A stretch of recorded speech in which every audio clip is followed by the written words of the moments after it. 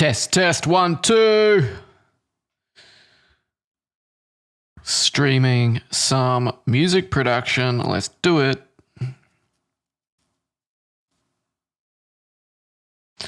Okay, let's get the chat up on my phone and then let's get stuck into what we're going to do today.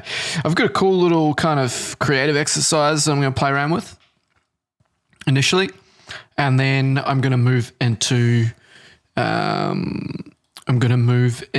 doing something with an existing project. So I was watching Rick and Morty again, and I heard the submit to Crow Horse line again and thought, shit, man. Like, I'm sure a million people have already made that into a song, but it would be a fun little creative exercise just to do something nice and quick with and see whether we can make something interesting. So, yeah, that's cool. Yo, Korean Jesus. What's up, dude? I am very well, thank you, bro. How are you doing? You good? Cool. All right, sweet. Got the chat up on my phone. Good shit. Yeah, so that's what we're going to play around with. I recorded it out, and I'm going to pop it into Ableton here. Let's see. It's probably going to show up if I just open this up. Yeah, there you go. It's right there. We'll pull it in. It's very quiet, which is unusual. Let's have a listen.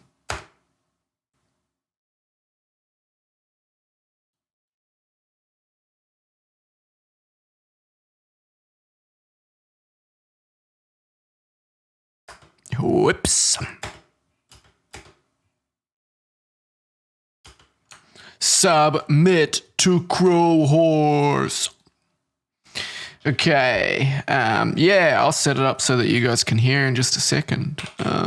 This is a fresh project, so we'll have to get that set up.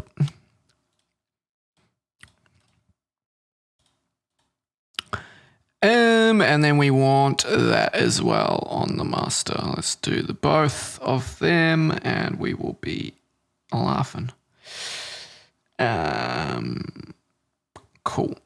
So, yep, that's my headphones. Let's go ahead and group that and create another chain, put that in there. So, can you hear it now? Whoops. Looks good. Submit to Crow Horse. Submit to Crow Horse. Okay, so yeah, that is what it is. We're not going to warp it. Now I'm thinking like maybe 170. And we got a whole bunch of kicks the other day that were really nice kicks that we'll probably use.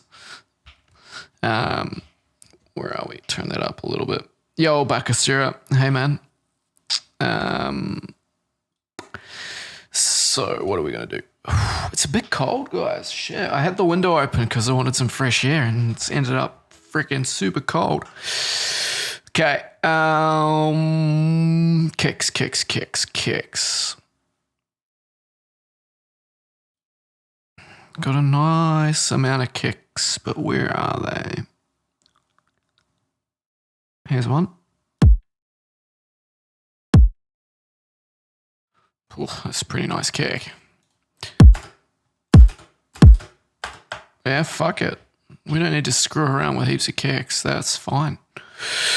But what we do want to think about is what type of, what kind of snare do we want? I think I'll go for a more of a traditional, like usually I use like those side sticks for like kind of wooden block sound. I think what we might do is actually use maybe either a clap or some kind of more traditional. Oh, wait. I found that snare the other day that was a really metallic snare and I downloaded it specifically because it's like, it's hard to find those really metallic ringing sounding snares. So I wonder, did it save some kind of category? I wonder. If I just hit like snare, is it gonna, maybe if I go drums, it might, yeah, here. Oh, Jesus Christ. So the headphones that I use are the AKG 712 Pros. Is that the model? AKG 712 Pro. Yep, that's them. So yeah, this is going to be probably like very like heavy neuro kind of drum and bass. Ooh, it's loud. Okay, so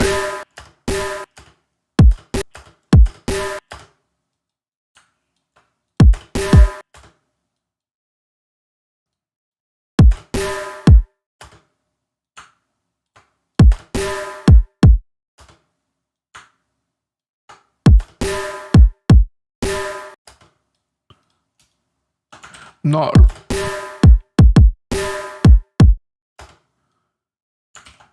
Okay, that's a fucking pattern. Why not? Why not? Huge metallic snare. Yeah, these headphones are very good. I would like the opportunity to like compare them more to other headphones. Of course, it would be nice to just get a bit more variation. But yeah, I'm very used to them and I really like them a lot. Okay, well, let's go splice. I don't really care whether you think the snare's too boxy, to be honest, bro. You pick the snare that's right for your track. I'll pick the snare that's right for my track. Let's go.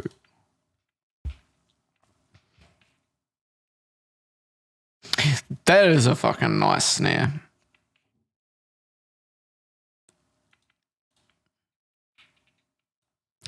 Okay, so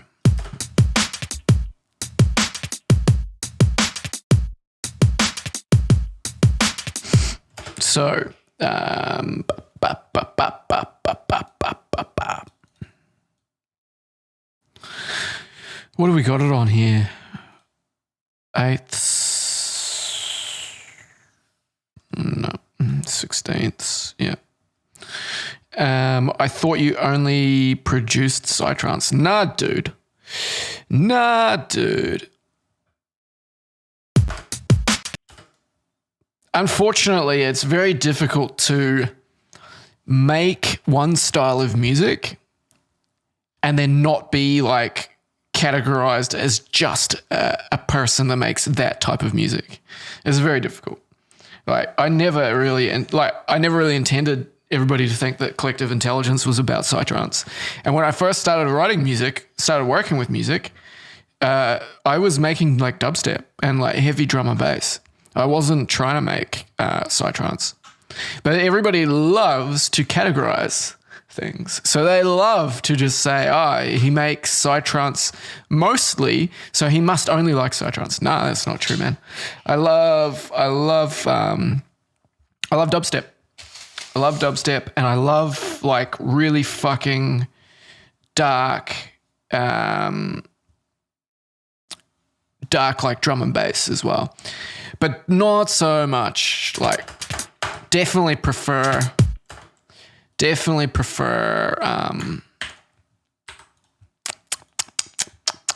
dubstep to drum and bass. I do like the snare in this breakbeat here. I'm gonna take that out. Whoa, what am I doing? I go back over here. So yeah, this is not gonna be like a fully fledged like, track that I'm gonna like make sure is the best thing I've ever made. This is more of like a joke track, I'd say. It's just for a bit of fun, because I really like the sample that I'm gonna use in it. So, okay, right. there's a lot of chat going on, so let's see if I can keep up the speed. Comfy, can wear them for hours. Yeah, these are really comfy. And at the moment, I'm limited to just wearing headphones. So Andrew does everything. Andrew taught me how to use Ableton when I started.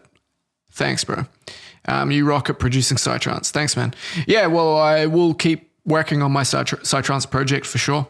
I'm spreading myself out a little bit at the moment, so I'm doing quite a bit more broken beat.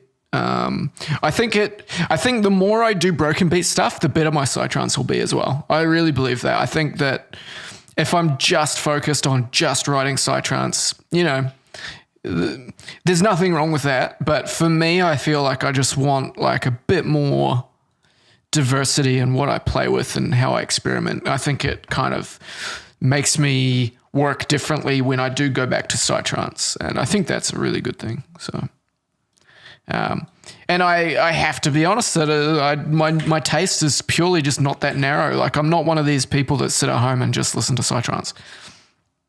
I'm not interested in that. In fact, I rarely listen to Psytrance at home at all, by choice, because it doesn't excite me enough these days. Like, that might sound like it's just the way it is. You know, I'm not always on that high energy vibe. I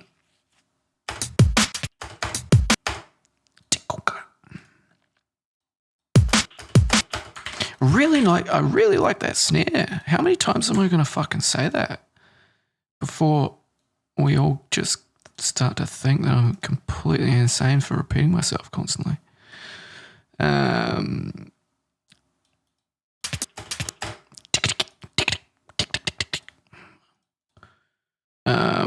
So let's do chop that out.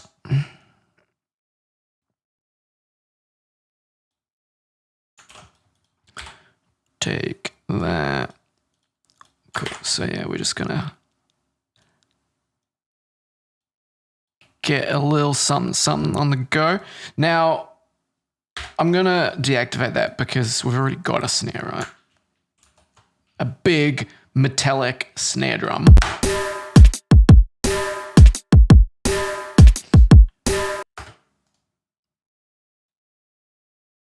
Whoa, that's not what I wanted to do.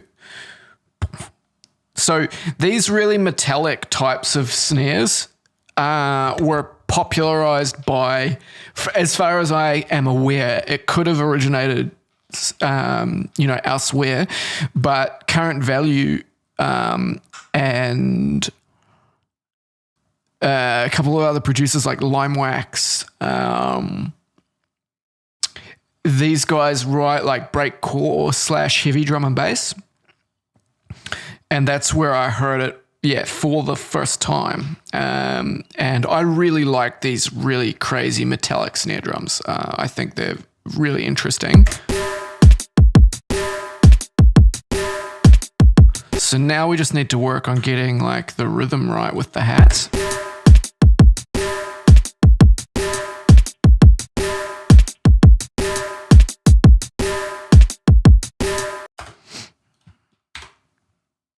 So, yeah, I'm wondering whether we could maybe use this. Yo, Sean. What's up, bro? Ooh.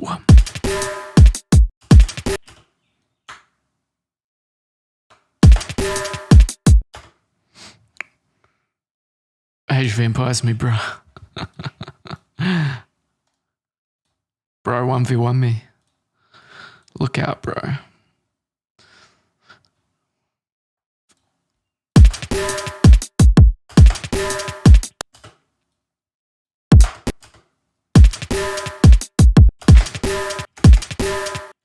Whoa.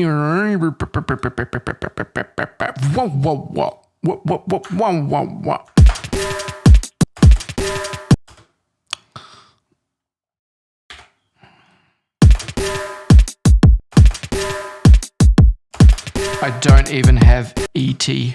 What's ET, bro? What is ET?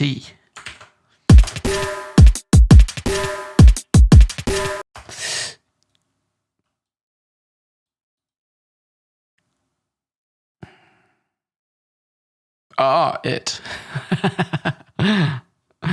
You don't even have it. Well, it's not released yet, bro. It's the only reason we had content on it was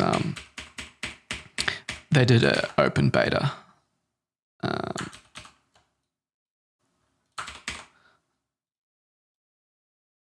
What do I think of granular synthesis? All of my psytrance is made with granular.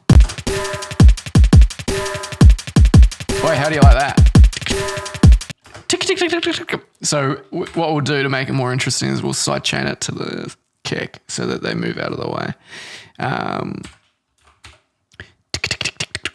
I love those ticker fucking hi-hats, bro. That's what I'm about. Ticker. Kicker.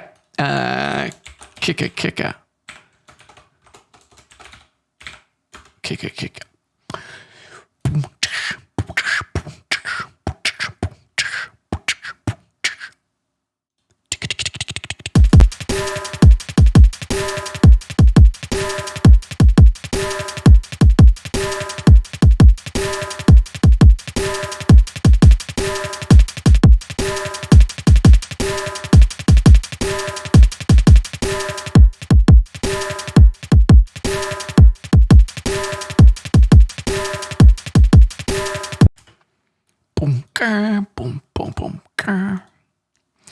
What is that? So it's 44. That's 88. Let's go 44.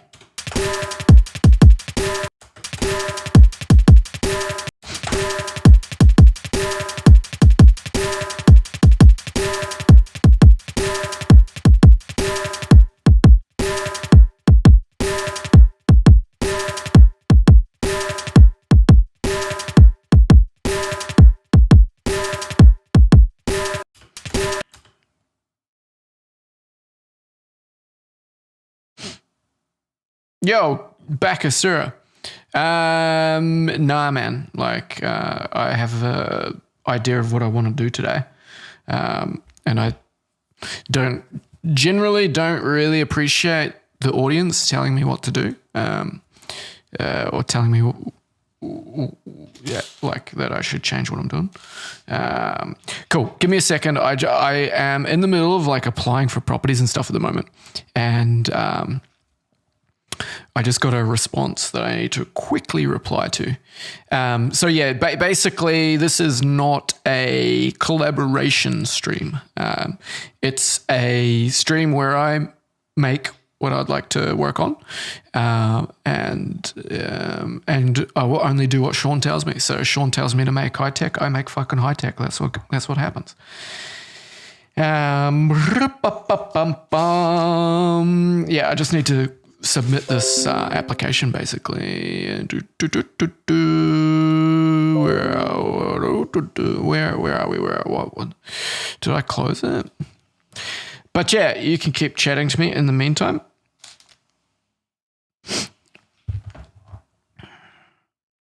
Hey, usually on at similar times around this time. Does it vary a lot?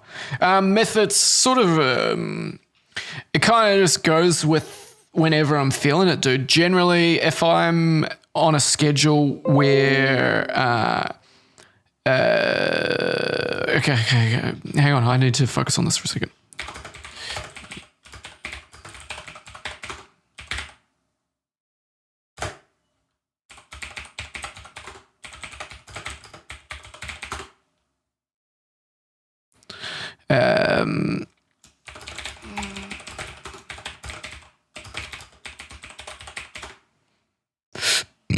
Excuse me.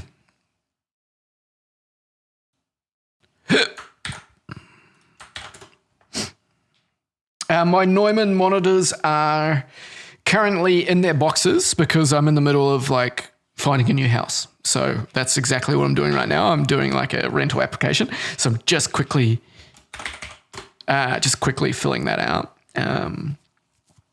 And sending it away because this house is quite nice, and they just contacted me asking me whether I was interested in it. So, you know,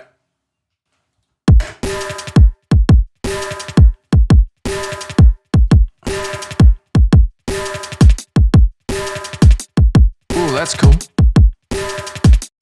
Anyway, yeah, sorry, I'm just getting more information. So,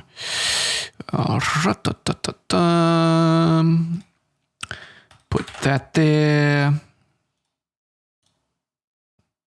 Thanks, man. I don't really like moving all that much, but you know, it is part of reality. What location am I moving to?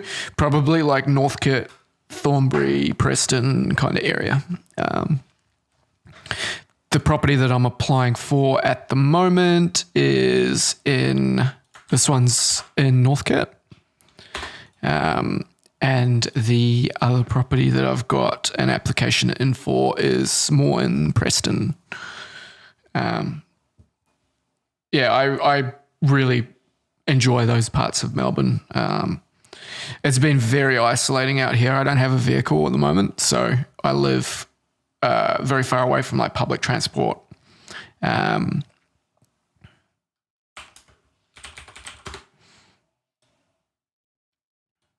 So yeah, it's a bit isolating. How do you start mixing a track? I start by turning the volume of everything down to 0 and then setting my kick at a volume like negative 8. Whoops, a daisy. Why did that not copy properly? Yeah, I copied it too much. Like negative 17, negative 18 decibels, which is generally 0 dB on a VU meter. So I use that to balance the volume of everything. So yeah, turn everything down in volume, set the kick to negative 18 decibels or 0 dB on a VU, and then mix everything to the kick. The kick or the snare should be the loudest thing in your track, depending, of course, on what genre you are making.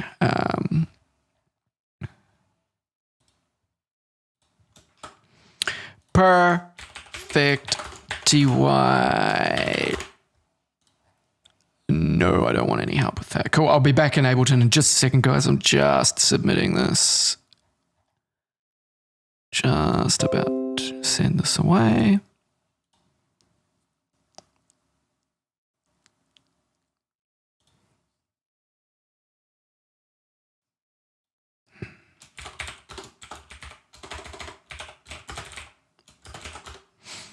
Sweet. Okay, guys.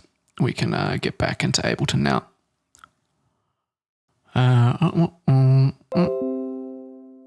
What sound library you recommend? Okay, well, hang on. Let's see. Joker, did you get any qualifications to do this, or is it all self-taught? Oh, I just taught myself, dude. Yeah. I did a couple like classroom things that give you like a certificate, but it's not like government recognized like education. It's just private tutoring, basically. What sound library do you, Joker, just to follow that up, like I do believe in like traditional like music teaching and that sort of thing. I think if you get a really good solid music background and like if you actually got an education and like studio background, it's all very valuable. But my biggest hang up with that sort of thing is that I always see people that go and do courses and they go and do a course and then expect that that's going to like get them somewhere. And you have to have a passion. The passion will carry you. Like even if you don't have proper education, the passion will carry you. So generally what I say is like, you don't need to get properly educated. And generally people that do get properly educated, they don't follow through with like the right kind of approach afterwards. Guys, I'm just getting a phone call here. Could be a real estate agent. So let's just have a look. Yeah, hello. Hi, Andrew. It's Jess from Vegan and Scott. How are you going? Oh, I'm good. Thank you. How are you?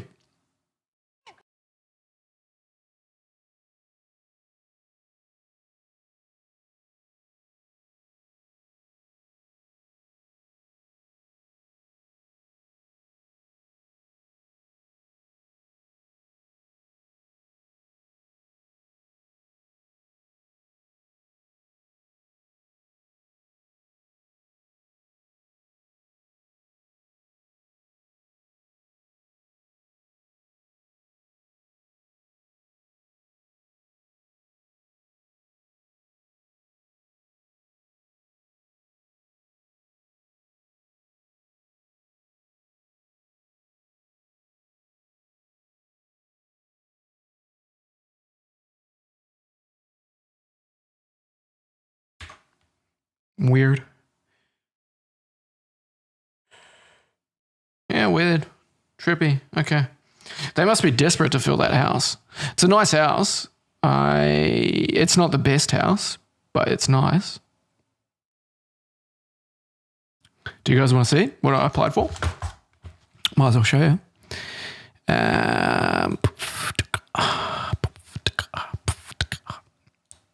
You know, one thing that I get constantly, like for those Age of Empires videos I made, commentating, I had people telling me, like nicely, of course, you make so many noises with your mouth, dude.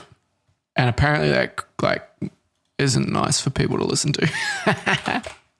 I need to become more conscious of like all of the strange sounds I make with my mouth whilst I'm on stream.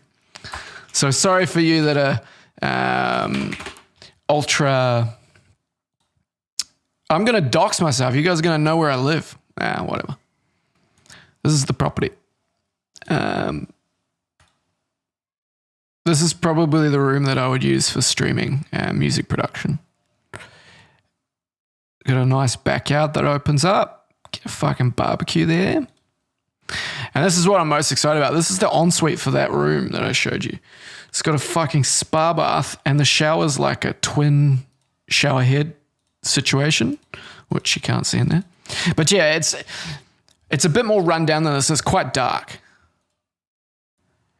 It's a bit like, you know, like there's like cracks up along the wall up here. There was just an earthquake in Melbourne. I actually didn't ask whether the damage was sustained during that, but yeah.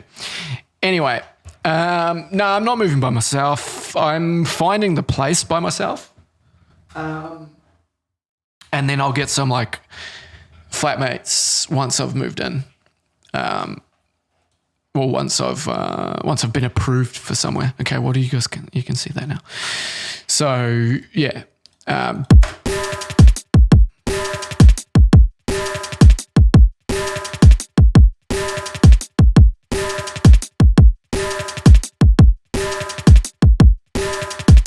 I like that. Maybe we could get like another layer of hats that plays with it. I need to get this up again on my phone so I can see the chat. Yeah, well, there's a couple of other houses that I've applied for that are equally as nice as that one. But they don't have the fucking spa with the ensuite and shit. That's nice, dude. To be able to have that, real nice. Okay, let's go to Splice, guys. Let's go to Splice and go. Let's go hi-hats. And let's go BPM. And let's turn the BPM right up. So we're only finding stuff that's kind of most likely in the realm of like drum and bass, let's say. Or high tech. Actually, we could put a high tech bass line in it.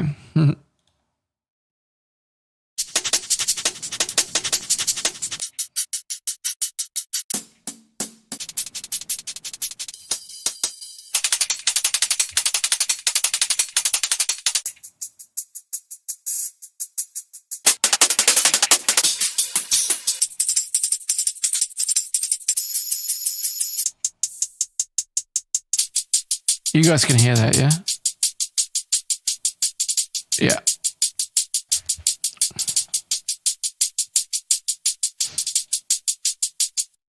Yeah, good point, Jesus. Good point. Very good point.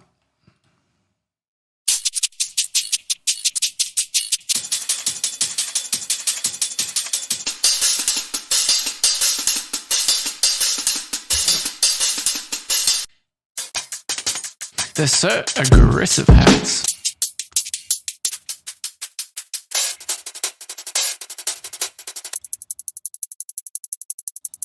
I like them. Like little cicadas.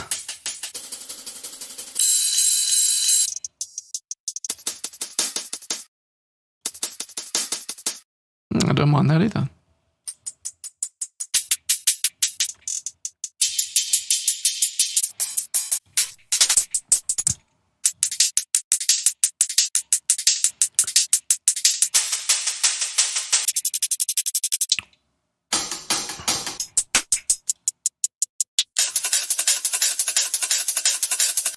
hectic.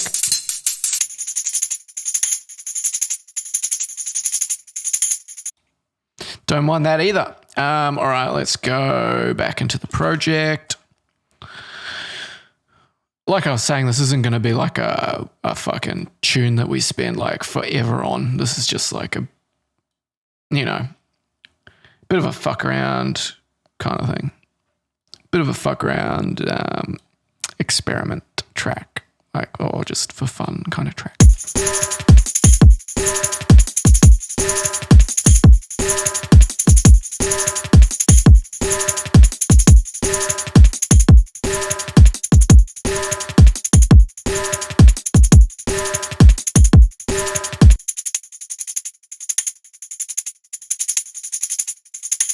Do I play any instruments? No. Just the computer.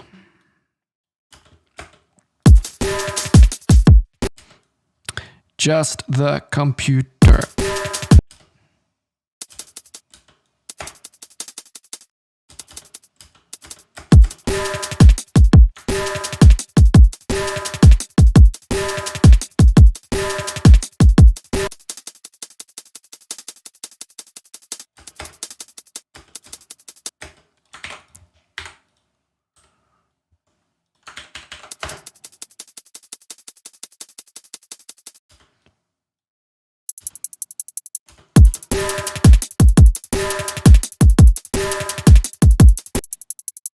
Tick tick tick tick tick tick tick tick.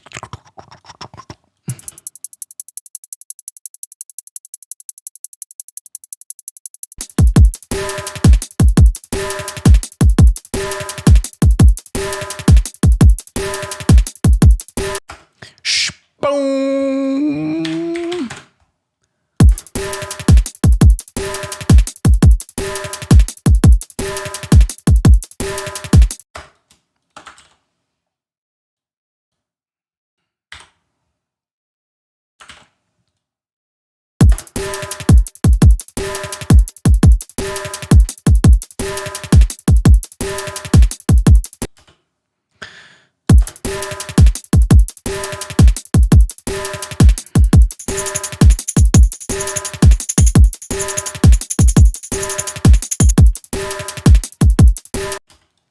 Sick.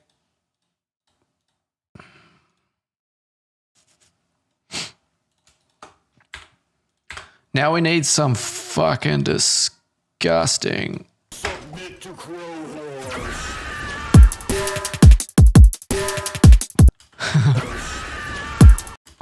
Submit to crow horse. Submit to crow horse. Yeah, you were probably around for a lot of that, weren't you? Like that track that I'm making, the Psytrance track called Hubba Bubba, is based off of the idea of me, like, yeah, making sounds and that sort of thing. Hamad, do I give private lessons for beginners? Nah, man. Nah. Nah. I would give lessons for, I'd give lessons for like experienced people these days. I would do that, but I won't do it for beginners. No. It's too, yeah, I don't know. I got sick of it, unfortunately. Let's go bass. Let's see what we got. Whoa.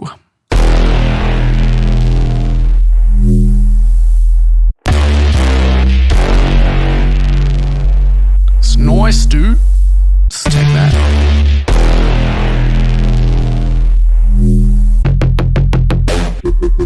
Ooh.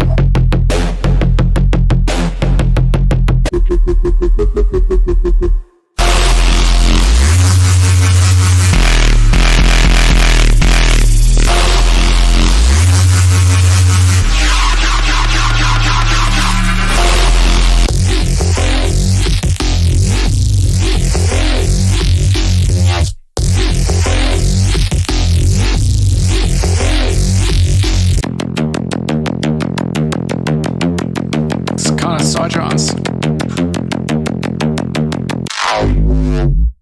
Oof. Oof.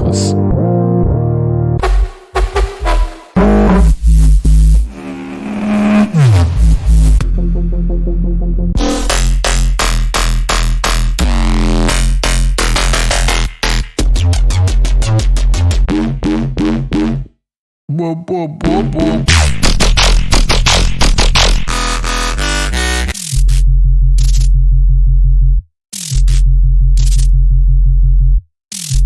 Looks fucking curious, that one.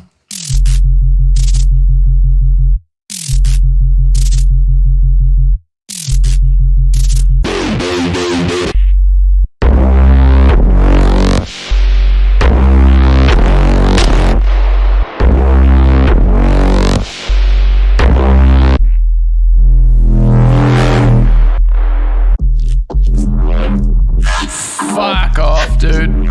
That's sick. Holy shit.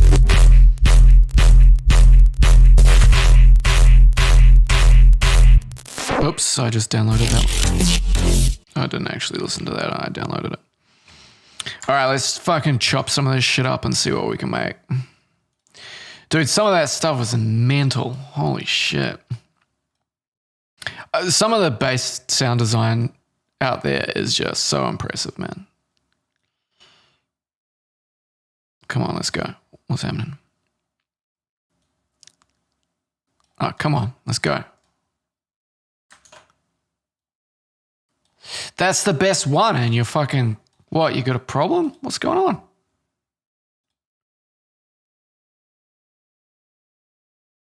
Yeah, get in there. Get in there. And what else we got? This. Do you ever use full riffs for bass lines from Splice Unedited? I never used bass lines from Splice at all, to be honest with you, dude. This is the first time I've ever actually taken bass sample loops. And that's because, like I said, this isn't a serious track. It's just a track to fuck around for a bit. So I don't really care what I use to achieve that fuck around. And what else? I can't make these types of basses. I just can't.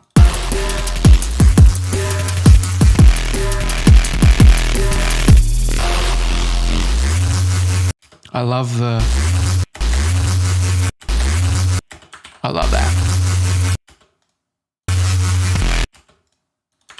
Love that shit, dude.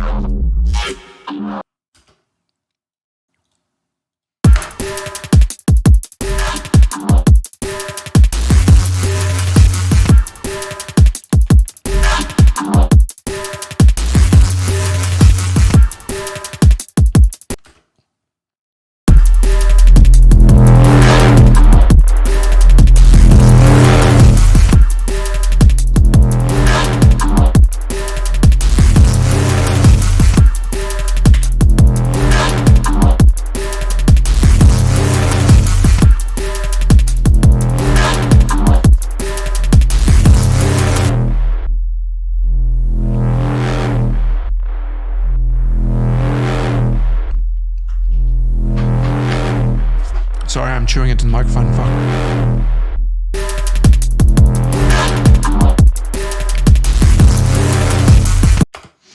That's cool to hear. Wave Morpher. That's really cool to hear, dude. Are there any particular artists that like kind of stand out to you? Very keen to hear. Whoa.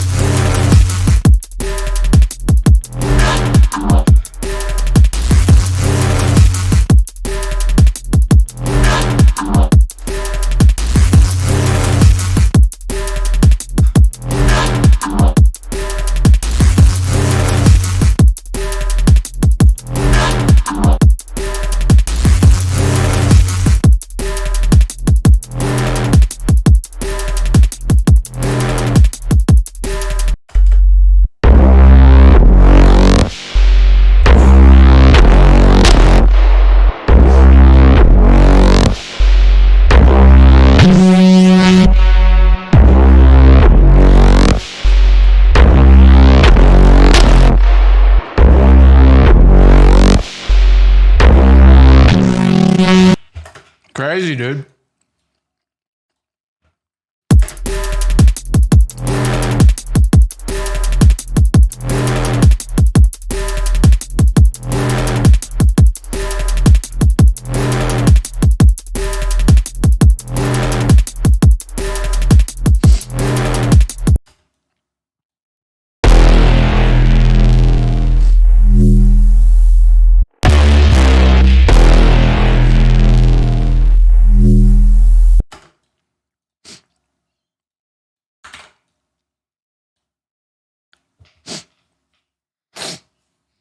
Excuse me.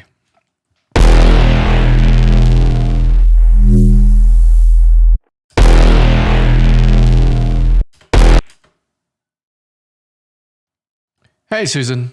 How are you? Sounding dope. Yeah, dude. Wow. It's a wonderful time to be alive. Yeah.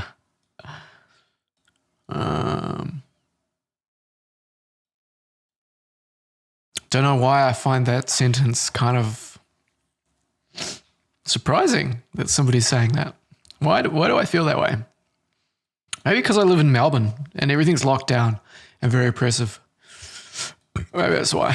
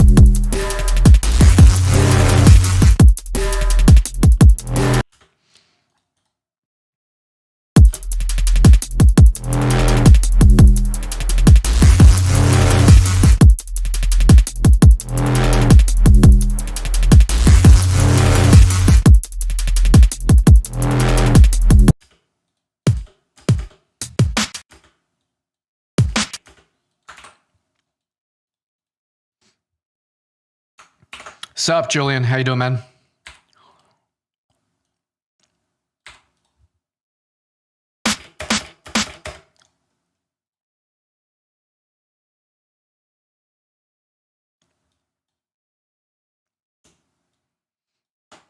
Whoops.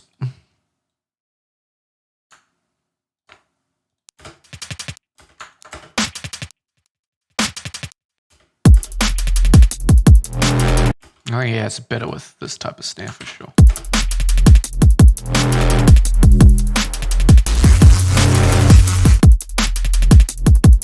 Yo, Nick. Dude, yeah, Nick, it's just getting to the point where it's, yeah. Yep. It's getting to that point, bro.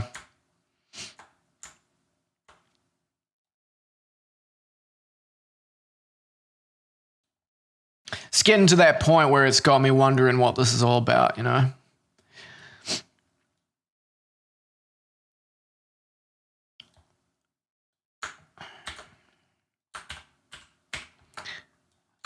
Purely through frustration.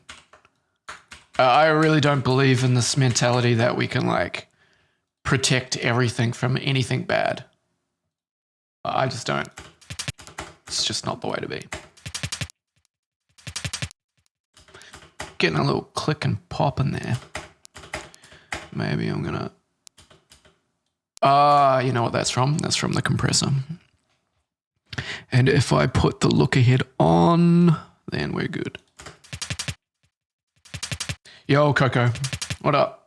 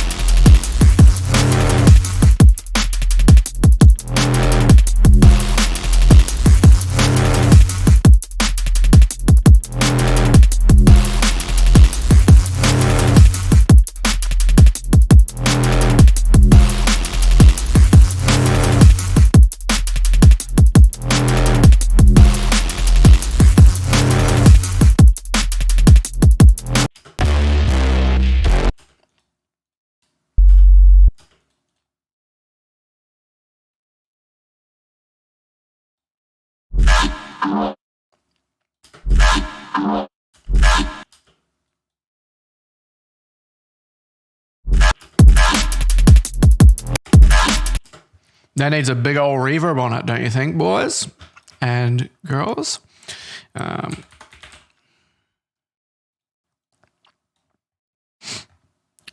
about that old hyperplane? What do you reckon?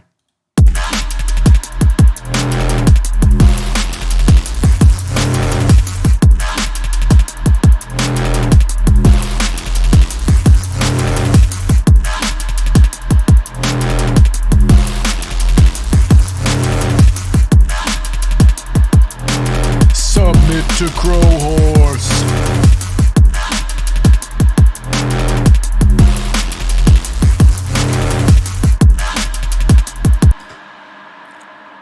Yeah, Cloud Seed, bro.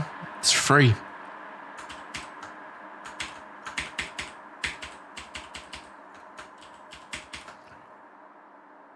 Ooh. I want some of these. I want some like oohs and huh. Some huh. Ooh, oh, some of that shit, you know?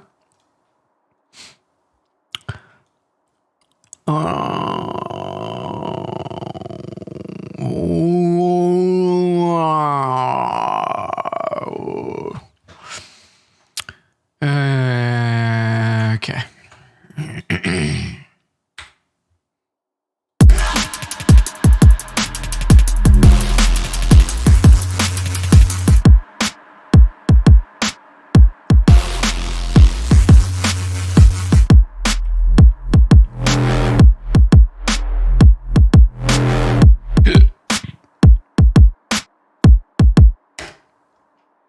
Yeah, I don't really have a use for any more kind of like things like that. Nick, I use like Shaperbox, and I've also got like Gatekeeper, and they're really all I need, as well as like the Ableton compressor. I've been using the Ableton compressor for a lot of sidechaining recently, actually, because the changes that they've made to like the way that you route with it and how you can like actually freeze channels with it on now make it way more user friendly.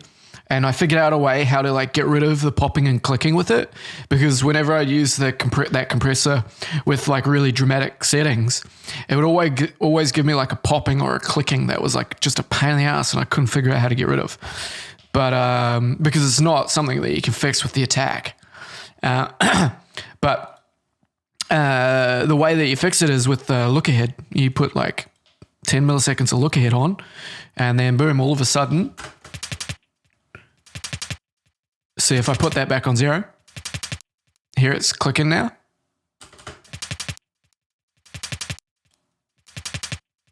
Gets rid of it. It's beautiful.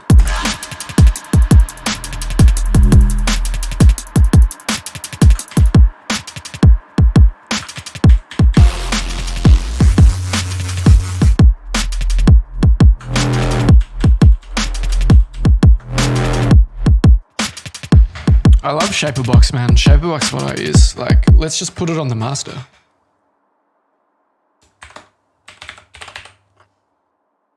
I'll show you what Shaperbox is up to, bro.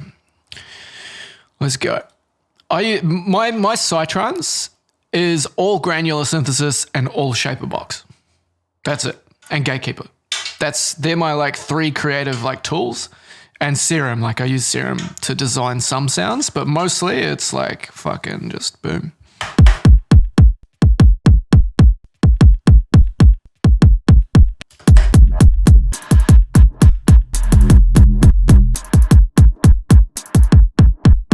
It's that simple, bro.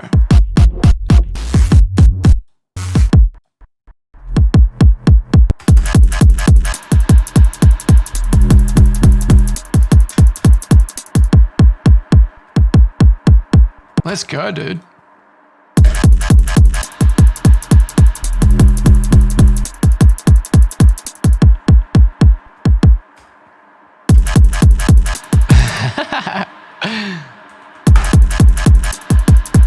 I really like beat repeating, like random, like glitch stuff. I'm really into it.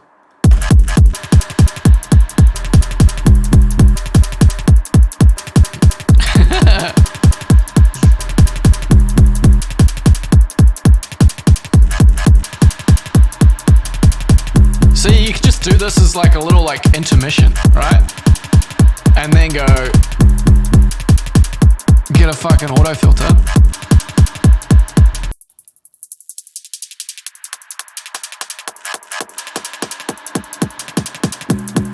How sick is that?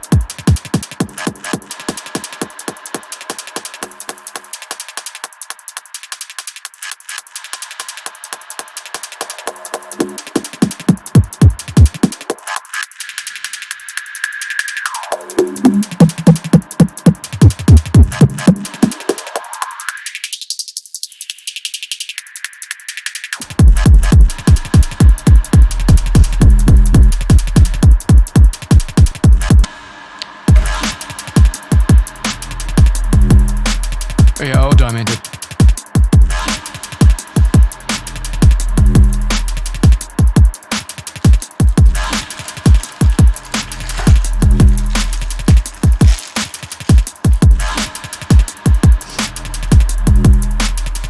I still feel like we need like a ooh or a huh in there.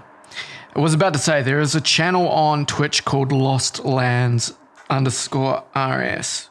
Playing right now if you want some inspo distraction. Remember the ASMR detour 24 hours. But right now, your beat is better. Wow, thank you. Who is that person? Lost Lands _RS. Let's look them up just because I'm curious. I'm very curious about other people that stream music production. I don't actually spend much time like finding who does, actually. But yeah, Lost. What'd you say? Lost Lands _RS. Who's this? My name is Billy Harney with the Chicago PD. Now we have to watch a fucking absent. What to say? Advert is what I meant to say. Yo, what's good? It's Timid, aka Lost Lands, and thanks for checking out my channel. I'm here to stream quality high DJing. What? So if you're into bass music, drop a follow and make sure to check out some late night DJ streams. Yeah, check it. It's just DJing. Is that some kind of like really like manipulated Taz visual? Or is it straight from the Taz's mouth? I gotta be honest with you, man. I hate this type of dubstep. Yeah, I really don't like that type of dubstep. In my opinion, that's not dubstep. That's like bro step. Like Skrillex boy. That's not what I'm into. Ow, fuck.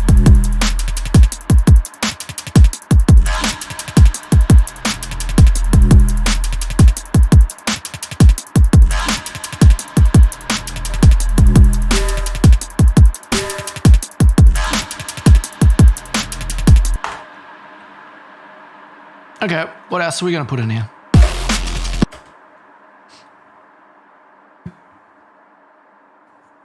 Yeah, they look like it. I hate demented.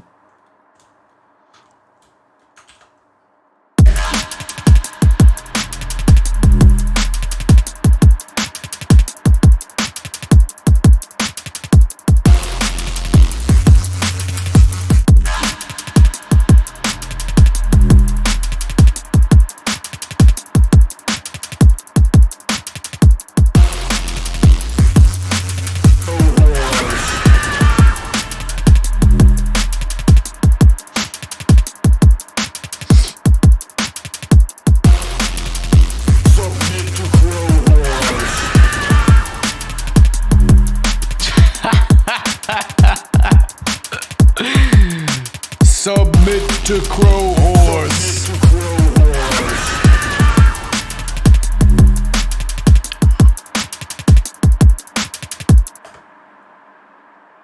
What if I do it just slightly like that? Is that going to be better?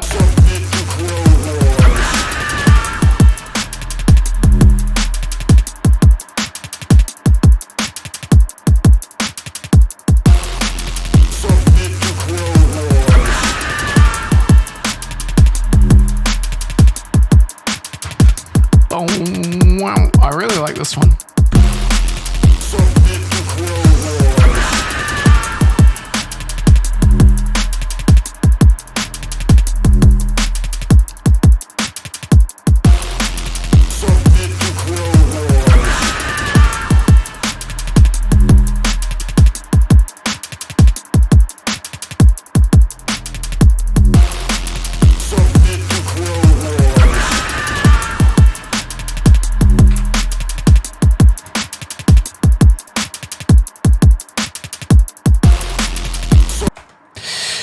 Rick and Two Crows.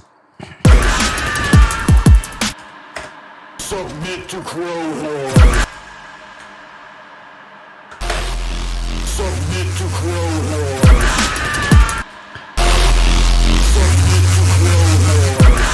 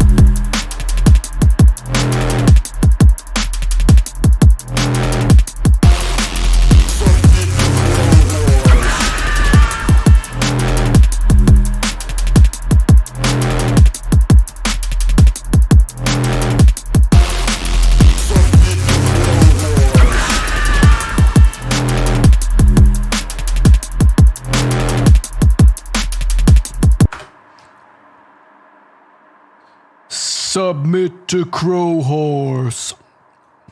Too good. I think we're in F, yeah?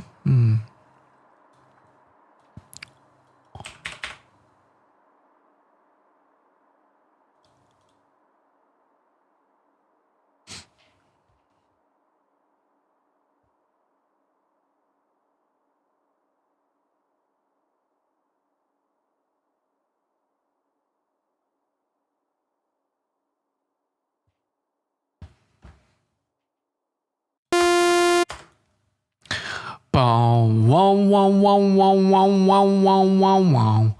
Oh, wow, wow, wow, wow, wow, wow, wow, wow, wow. That's a good point there, Wave Morpher, for sure, dude. Wow, wow, wow, wow, wow, wow, wow, wow. Basic shapes. That's a good point, bro.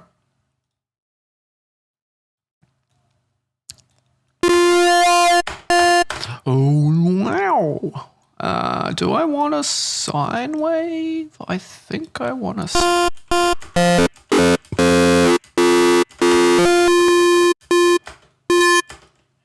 Now, it's gotta go. Whoom, whoom, whoom. Whoom, whoom.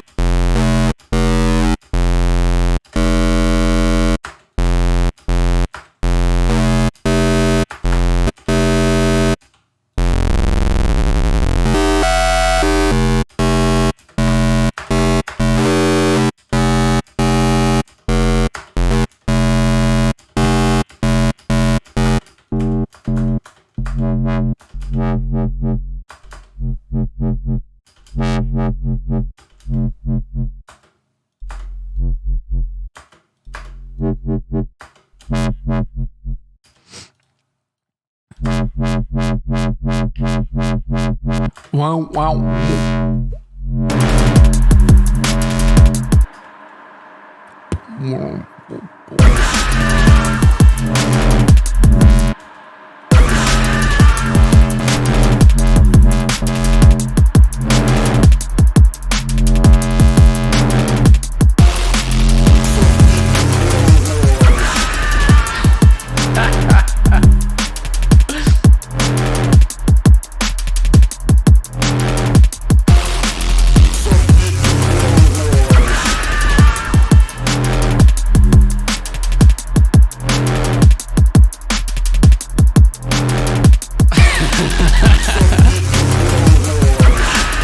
This is ridiculous.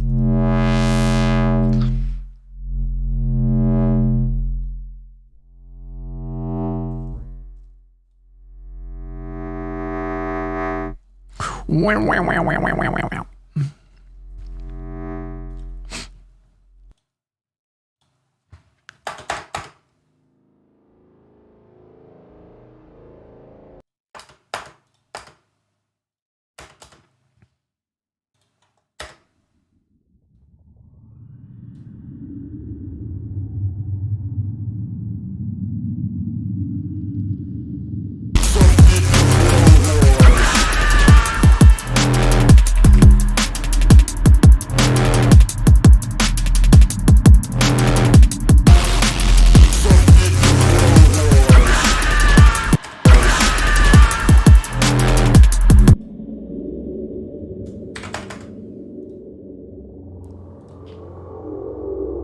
Fuck, dude.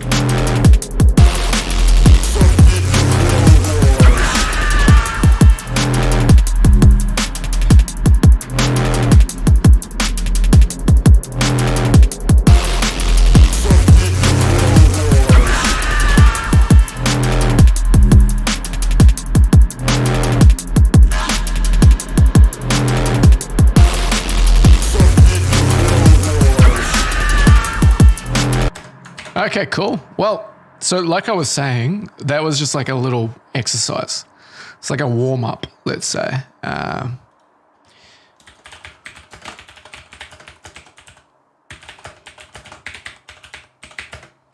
Submit to Crow Horse. What speed are we? 170? 170. Just a little bit of a warm up. Oh, yeah. Dimented.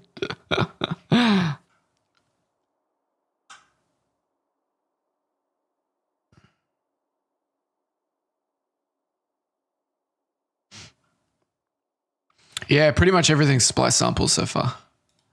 Well, Submit to Crow Horse. Submit to Crow Horse.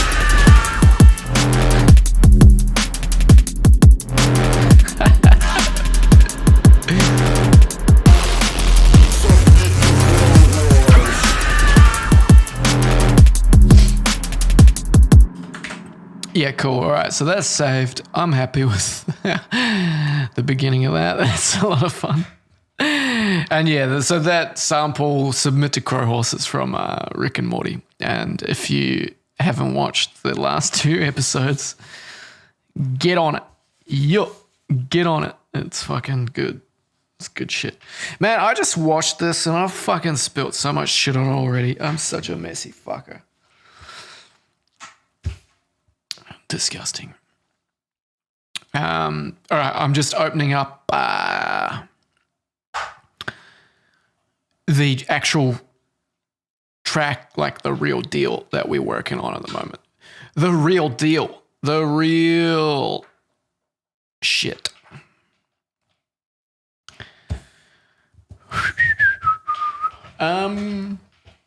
So yeah, how's everybody's day? Woke up pretty early this morning. Went for a walk. Was nice.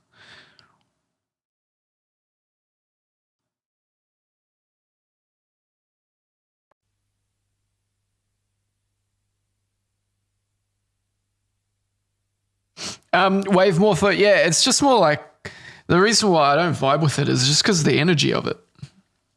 It's just too much. I like these days like a bit more laid back music. Because that's why I'm sort of even shying away a little bit from like psytrance. It's because it's just such intense energy.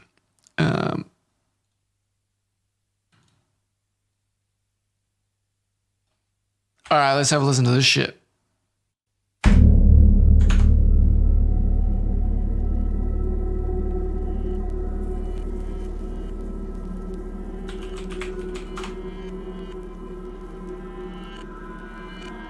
We need something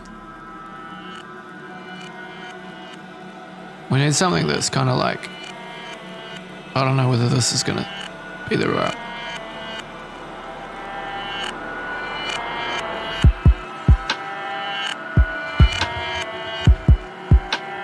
The kick and snare is so quiet.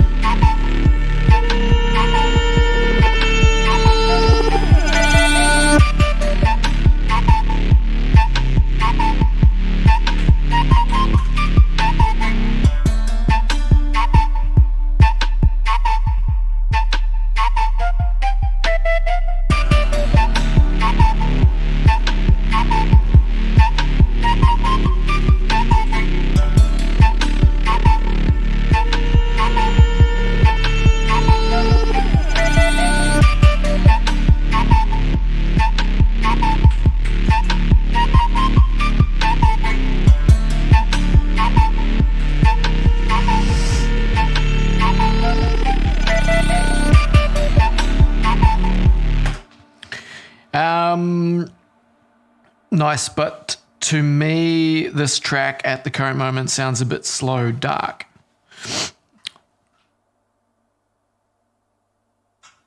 Like, what do I say to that? It's like, yeah, compared to what? To start with, it's like, I don't know.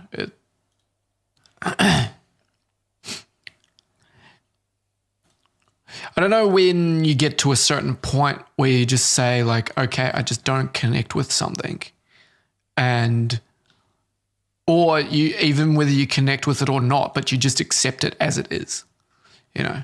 At what point does that happen? Because like when you get deep into things like music production, you start to like,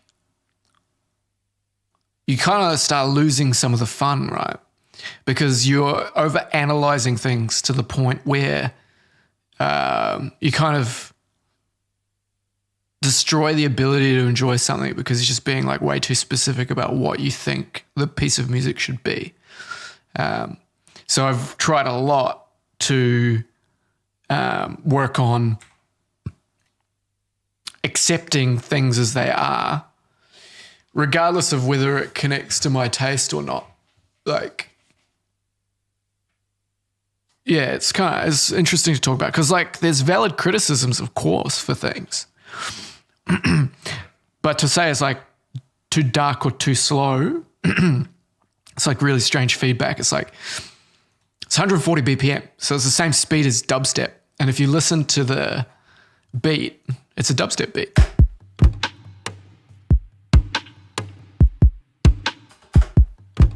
Like at its core,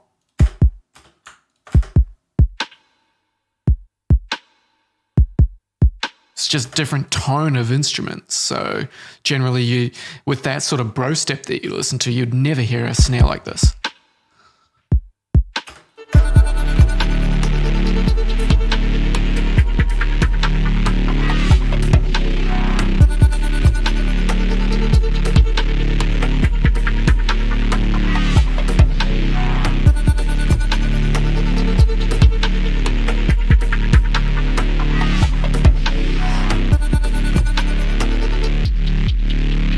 That crunch layer now, man, it's just off fucking chops since I put that trash on it.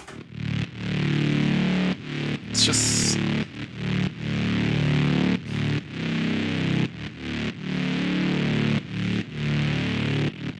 so aggressive.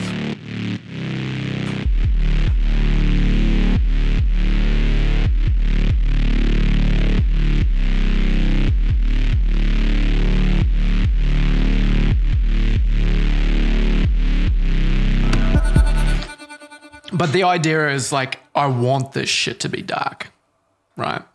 That's the point. I want this track to be that. D-A-R-K. Dark.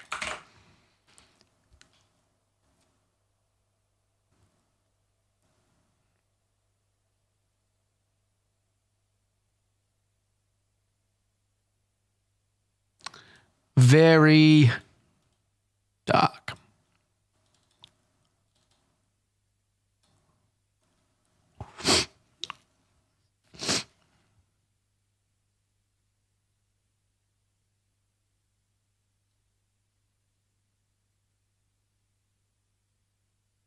The fuck's the name of that track? This one, isn't it? Is this one?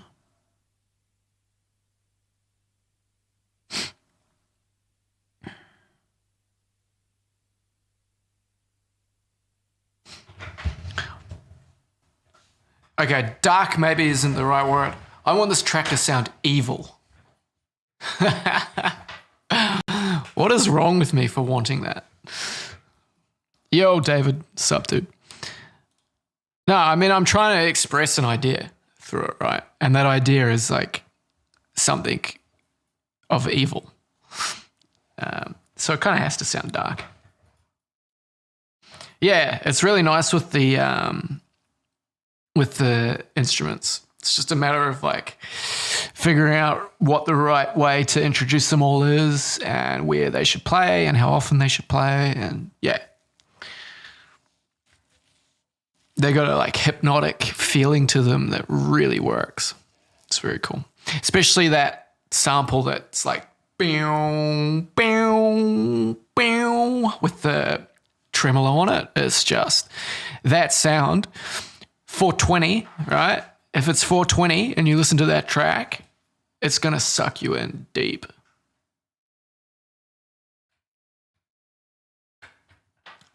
$4.20.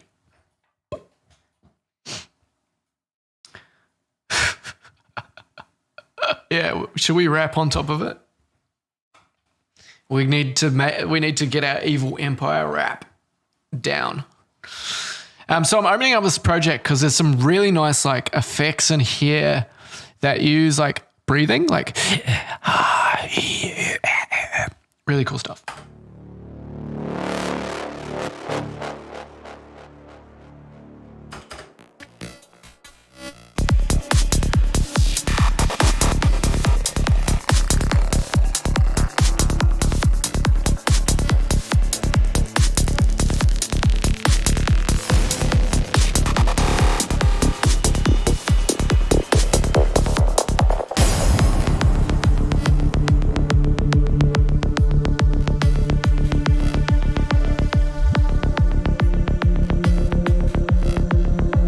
Those pads are nice.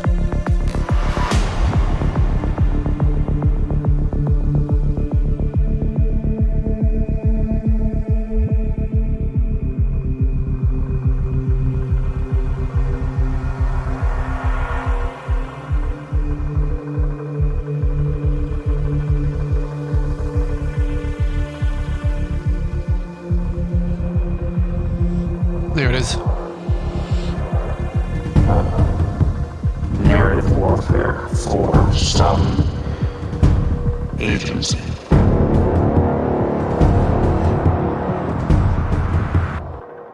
Is this it? No. Is this it?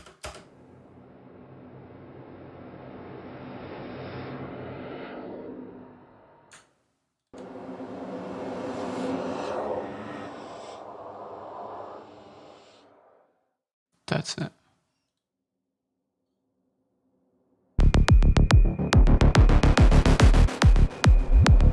Yeah, Dimented, I could never really get this track finished proper. I felt like I just couldn't get it right. And I was very like self-conscious of the track, which didn't help.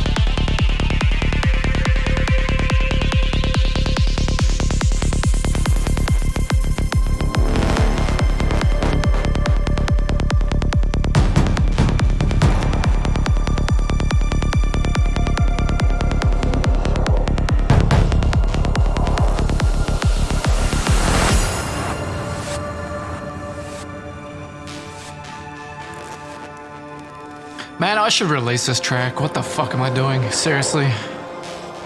I'm my own worst enemy sometimes. It's like, can't see the fucking forest for the trees. I still fucking hate the intro though. I would take out the intro and like start it like start.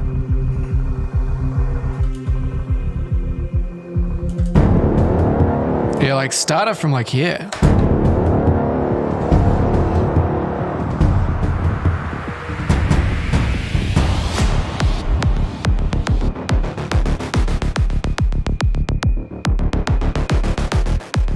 How long would that be? 4 minutes and 50 seconds. I guess it doesn't really fucking matter, but this intro is nice though.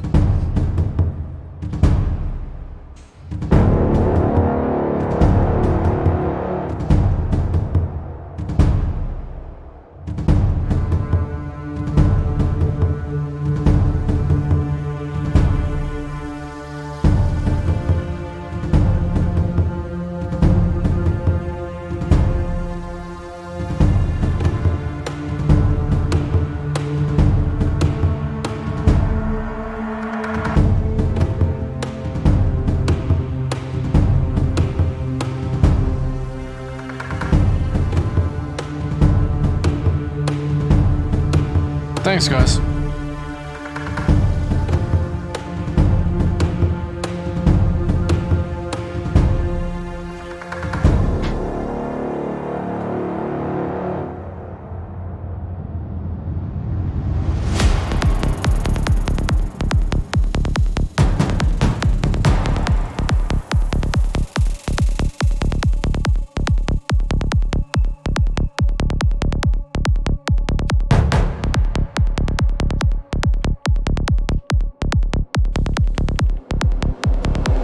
Things called news are mostly propaganda.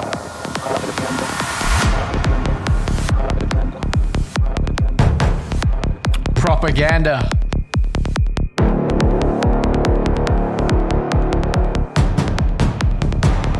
This is a track that I wrote like over a year ago when I was in my like old house before this one. I would have been writing this like started probably around January 2020.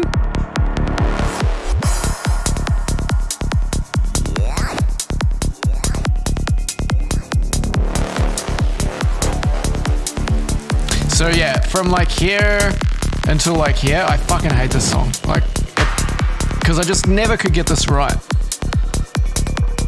This doesn't work for me.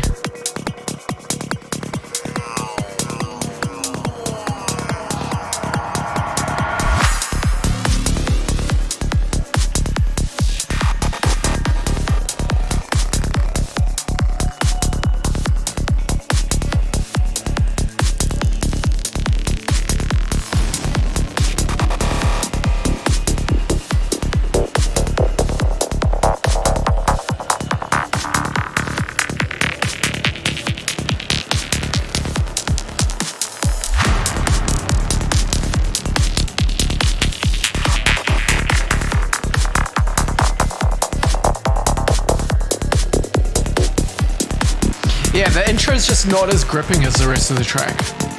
Like the actual intro is gripping, but then like the first part of the track, it just doesn't really, like this shit sucks you in, man. Like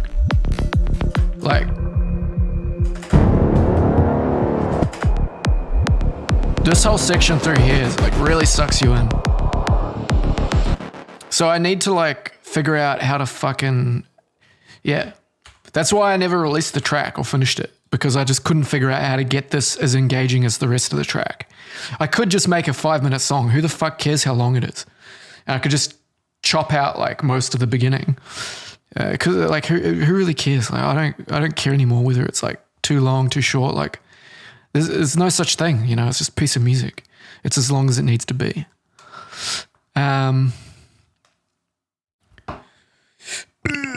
Excuse me.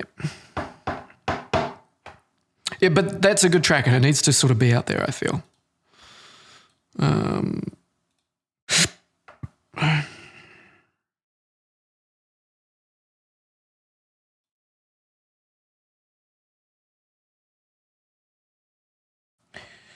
John Max, blood sugar is low. Shit, bro. Oozly, what up, dude? Wave Morpher. Yeah, I mean, I dropped it, but I need to fucking, like, I need to get that out there, man. There's too much in it that's, like, quite nice. That it would be a shame to, like, never let that out into the world. I've got a lot of music that I've got, like, on the go. So open back up Evil Empire. No, we don't need to save any changes there. We do want to just remind ourselves what it was that we wanted to take. Ooh, shivers. Give me a sec, actually. I'll just use the bathroom and I'll be back.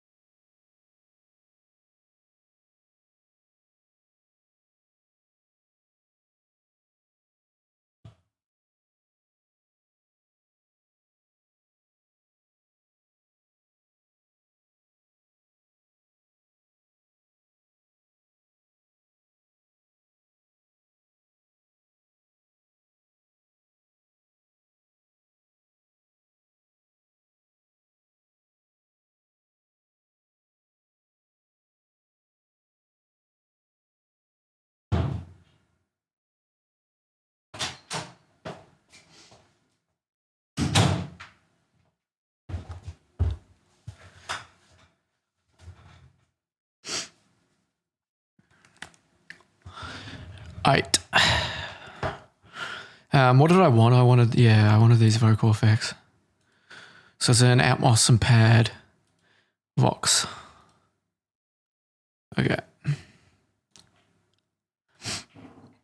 We can do that. Cool.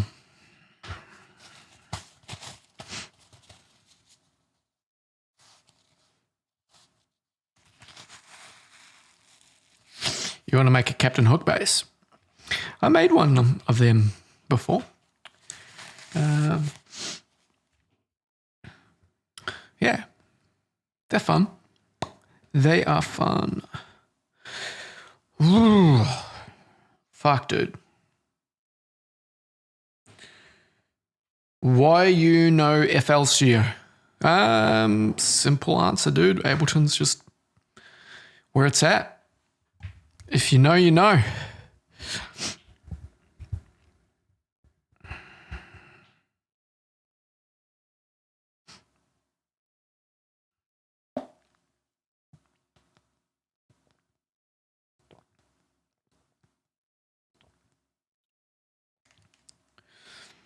Have you ever seen zombies? John, what the fuck are you up to, bro? Seriously? Have you ever seen fucking zombies, bro? Tell me. I want to hear that shit.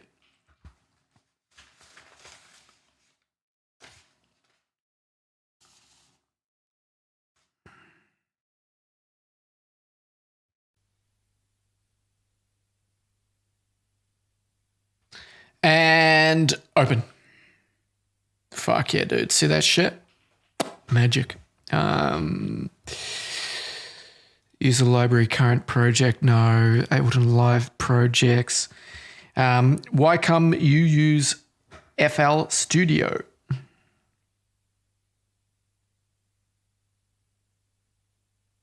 After COVID, they will come. I don't know, dude. Did I just fucking double click that? As in, like, try and open it? No. Okay, good. Fuck. Yeah, I'm not sure about that, bro. Like, let's be honest.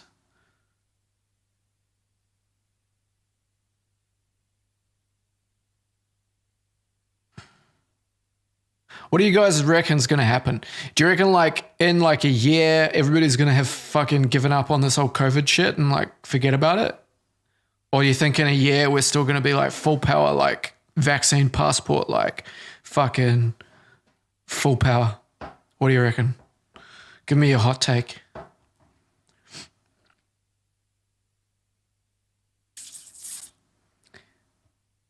Yo, Myth. Catch you later, bro. It was good to see you, man. Mad cow disease, you reckon? That's not good. They are insane in the brain. Image line going to cure corona. Oof, bro. I mean, I'd maybe believe that if they could make a good digital audio workstation, but, you know.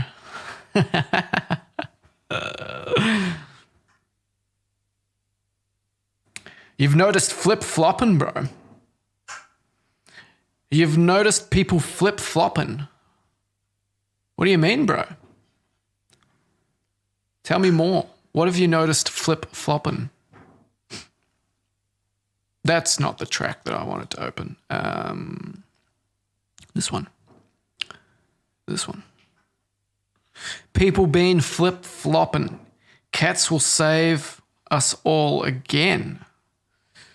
The again there really makes me go like, whoa. I have like sort of vaguely fiddled around with Harmer, but I haven't done any real work in it. Let's be honest.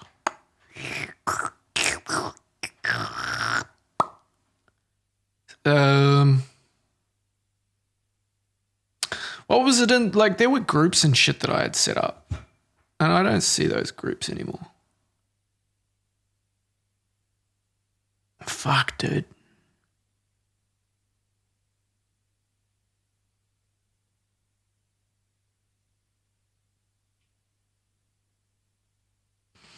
Oi, Korean Jesus, me too, bro. Me too.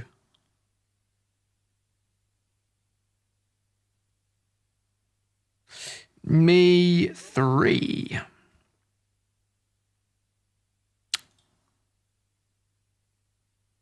Atmos Vox Sweeper. I don't know. I should have fucking labeled them. Let's just pull some of this shit in and see what it is.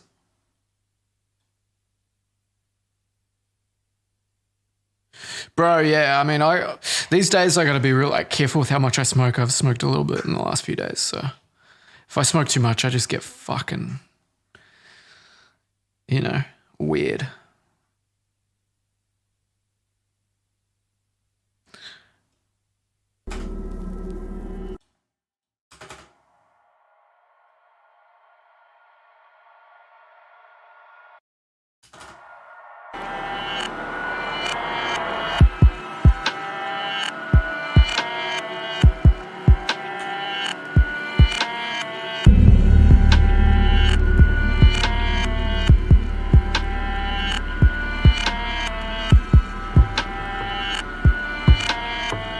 Too much sense makes me pass out.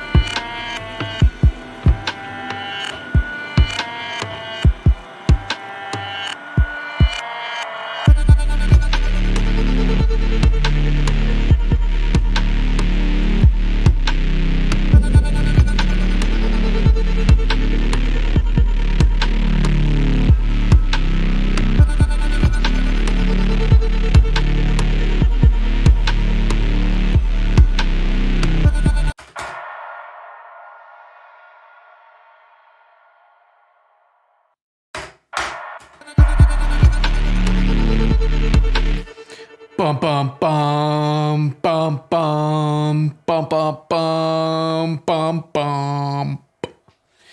That's my track right there. That's it.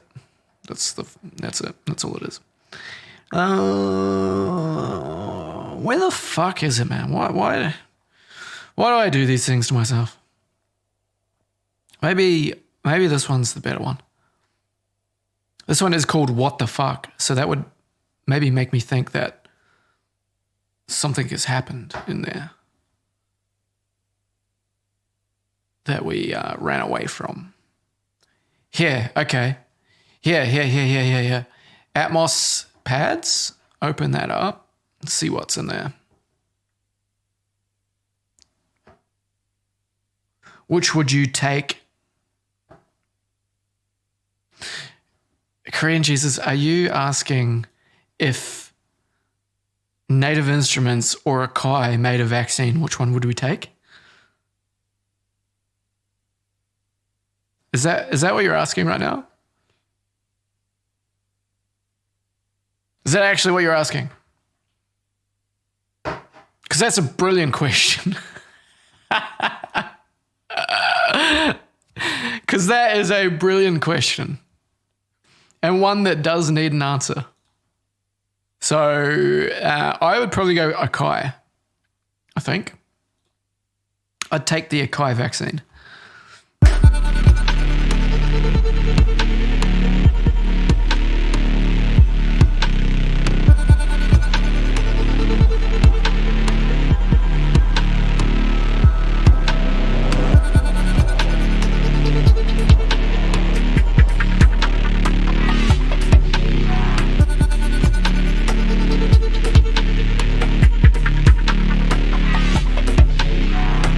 It is hilarious, bro. It's a really good one. I like that.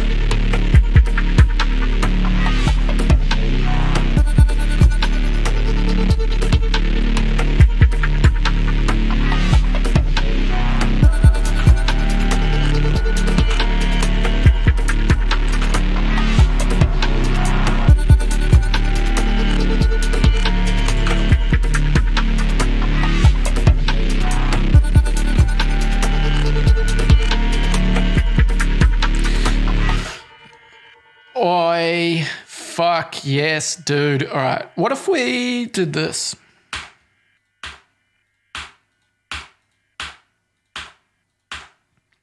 This sound, by the way, is the best fucking sound. Oh.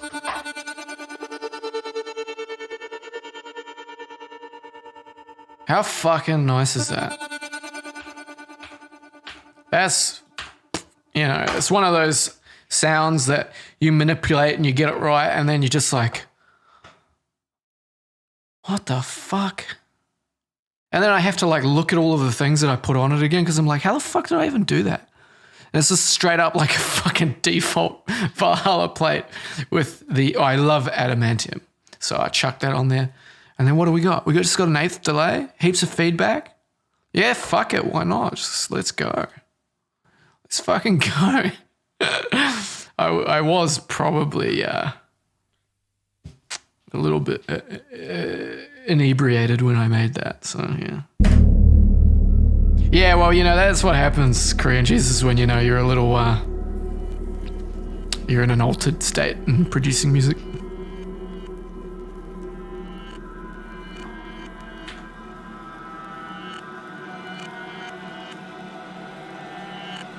So yeah, when this kick and snare comes in, they're just way quiet. So they need to be way louder.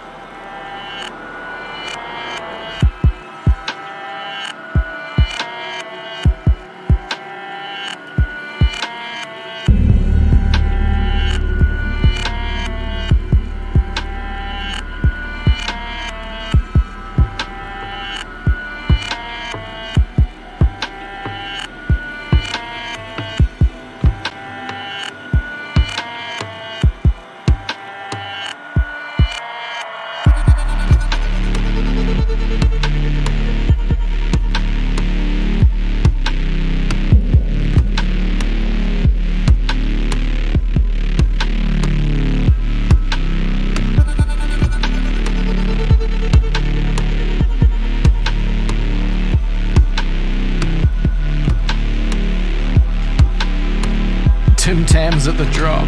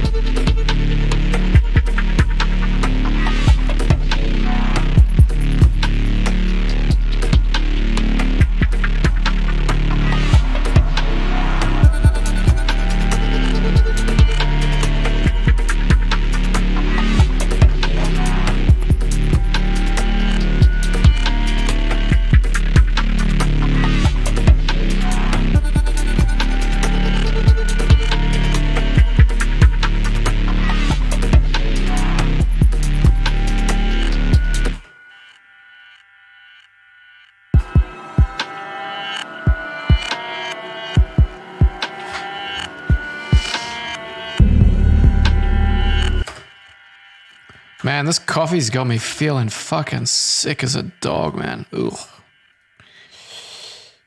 Yikes.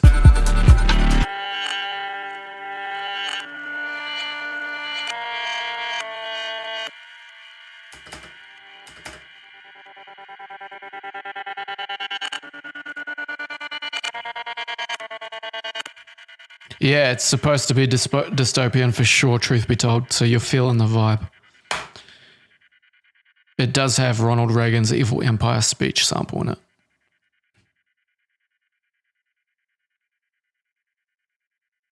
Doesn't really fit the track that well, to be honest, though. I think I'll probably cut it. Where is it? What did I do with it? They are... what the fuck did I do with it?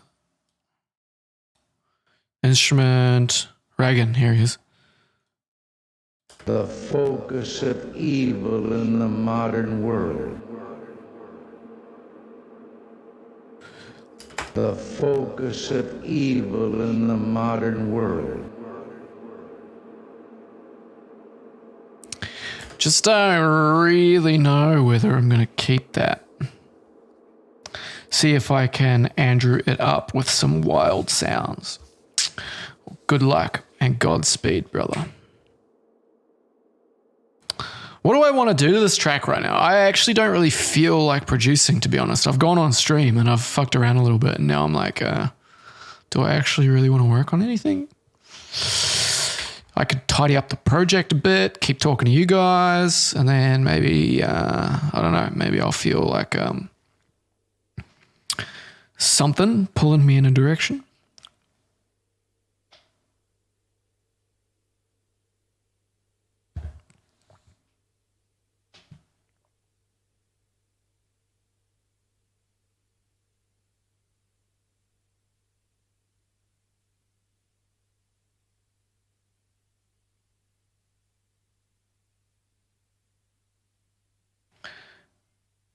Yeah, Oozly, it's really weird what's happening politically at the moment, hey?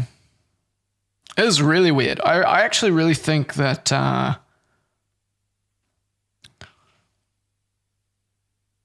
this is going to sound maybe a little bit fucking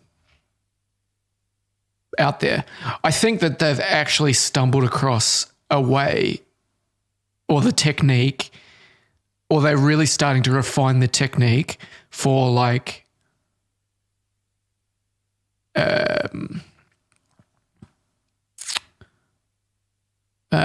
how to put this without sounding like a complete fucking nut job.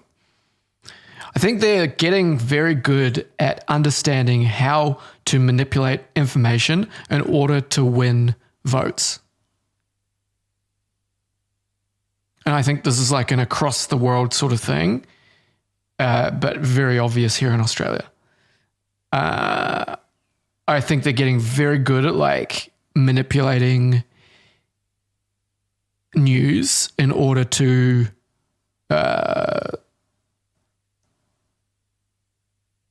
basically like control the narrative of a particular story without being too whack job about it. I genuinely think that they're getting very good at that. Because the shit that's going on in Australia at the moment with like the riots and whatnot was really interesting. Because fair play, like the rioters probably like, not probably, like it's very likely that there were a lot of undesirable people involved in the riots here in Melbourne, right? Undeniably. Secondary to that, I know that there were some good people in there. Maybe they're naive, whatever, but there were good people there. And you could see that there were a lot of scumbags, a lot of like people openly saying that they're just here to get things back to normal so they can go back to Chapel Street and sniff bags. Like that's like just a crazy thing to say to a reporter. So, you know, there were some real fuckwits there that didn't actually have, like they just wanted to tear shit down so that they could get back to, you know, being a fucking menace to society, right? But there were genuine people there that really don't want to be mandated to take a vaccine, that were trying to like actually have their voice heard because they feel like there's no actual proper political path to getting that opinion heard. And they feel very disenfranchised because they're getting forced to do something that they really can't say anything against. And so the media comes along, and of course it finds all of the fucking lunatics and puts all the lunatics on the news, and now all of a sudden you've painted the entire thing as just a bunch of fucking lunatics. And they use the buzzwords of Nazi. They use the buzzwords of far right, or like sympathizers of the far right. And they use the term Nazis. These are the terms that they love. Like they fucking love these terms. Pedophiles in there as well as like a secondary. Let's just say, yeah, fascist is a good one too, but that kind of goes hand in hand with Nazi, right? So if you're doing anything that is like questioning the status quo, it's not going to take very long before you're labeled with one of these key labels. You're labeled with one of these labels. And Emmy points out the thing that's like so interesting, right? So you've got like police that are allowed to like basically open fire with rubber bullets on a crowd. And the first day of the day where the Australian people that were rioting were in front of the trade union building, that was a violent protest, right? They were bashing in the window. They were like going to basically fight the people in the property, right? So it was very targeted, and it wasn't like they just were going crazy on the streets and fucking everything up. It was specifically that building. It may have spread to other areas just because they were all very upset and angry, but it was targeted. They went there because they believe that the trade union is not standing up for them and not resisting the government who wants to mandate construction workers taking a vaccine, right? That's where it started. And that day it was violent, okay? But the days after that, it wasn't a violent protest. The protesters, from what I can see, watching mainstream media news, as well as news that is taken by people on the street and just posted online, unedited, there was no more violence, right? And so it's been completely derailed that they were a violent protest. They don't actually have a cause that they're fighting for, or the cause that they are fighting for is completely unjust, and it's just been shut down completely to the point where anybody that wants to show even the slightest little bit of like sympathy to the cause of the people protesting, all of a sudden are enabling like white supremacists, and it's no longer an argument about like these people are actually trying to fight for some kind of freedom, even if they're not the most desirable people in society, right? It's just the character assassination is like unbelievable, where it's just so easy to completely undermine a whole movement by just saying they're like white supremacists. And that's too much of a simple answer to a very difficult question. I was surprised that Trudeau was like voted in again in the recent elections. That's very unusual. I don't know a lot about like Canada's politics. I'm aware of the language that they were trying to enforce. I don't know whether they have enforced it, but like the way that they're trying to compel certain speech, that's not a good thing. I don't think any government should be telling you what you can and can't say and the way that you can say it. That seems like a pretty gross overreach. And it is entirely disgusting that that a government would attempt to control how the public can speak. I find that fucked up. Okay, so Photonics, Dan's out there. Yo, Dan, what's up, dude? Just a itty bit of violence on the second day. Yeah. Yeah, exactly, bro. It's... But it's just been completely like bent, right? Like I was saying, the narrative, they're able to completely manipulate it to the point where they were stopping media, like regular media helicopters from flying around in the city, filming what was happening on the ground. Like, that is clearly like the police attempting to manipulate the situation. And it's very interesting that you see that, because you feel like, okay, well, the media and the government and the police, they're all in this kind of thing together. And that shows a little bit of crack in that way of thinking that, no, that's not necessarily true. The media is very biased, but the police even wanted them to not be able to report on certain things, because the mainstream media will show a bit of police brutality. Not a huge amount, not everything that's happened, but they did show like a few examples where the police were like very clearly like brutal with peaceful individuals. So, yeah.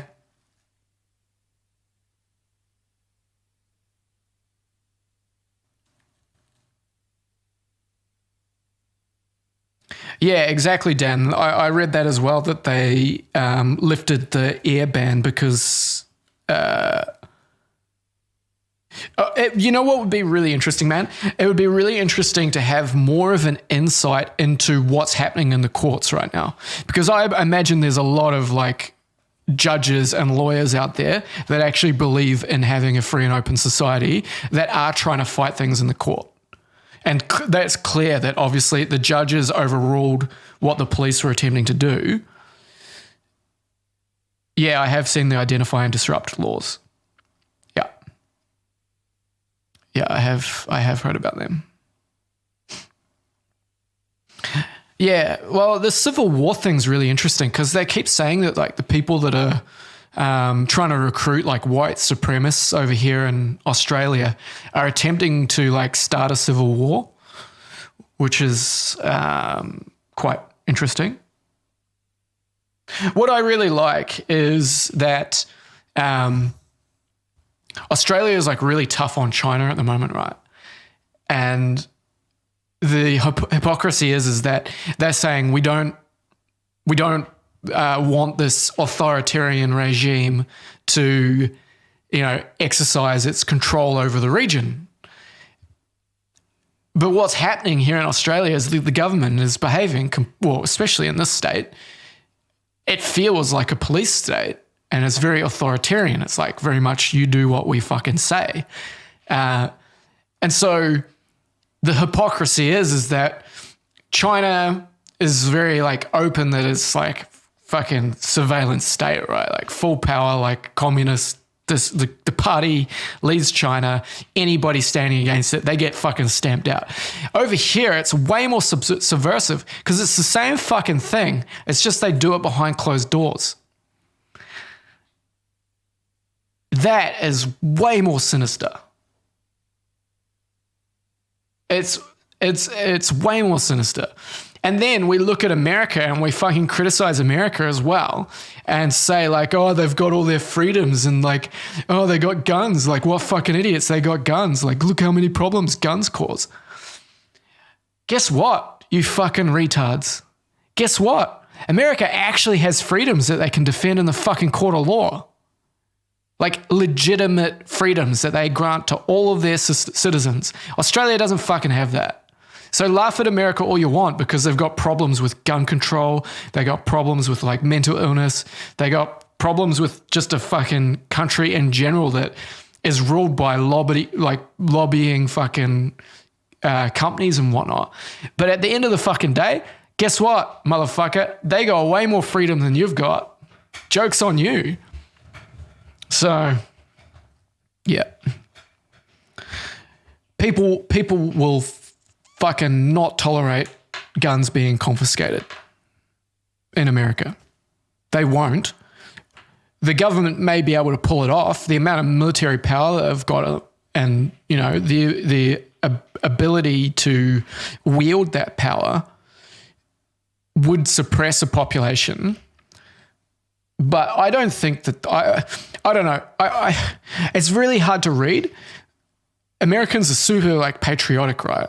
And I don't think Americans would take very well to using the military on their own population.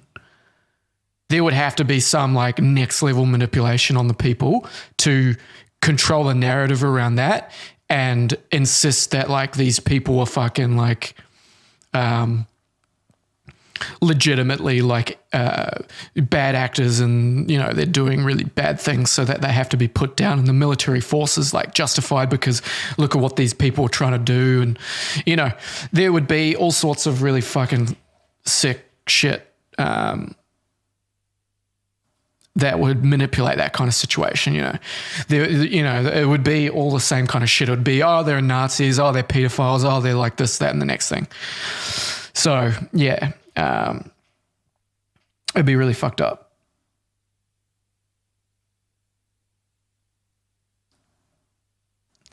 I was super suspicious of them pulling out of Afghanistan as well, by the way. I'm super suspicious of the fact that they've pulled, I really like, if I'm going to put a prediction out there and it's not a nice prediction, and I wouldn't put a time limit on it, but I would say probably in the next five years.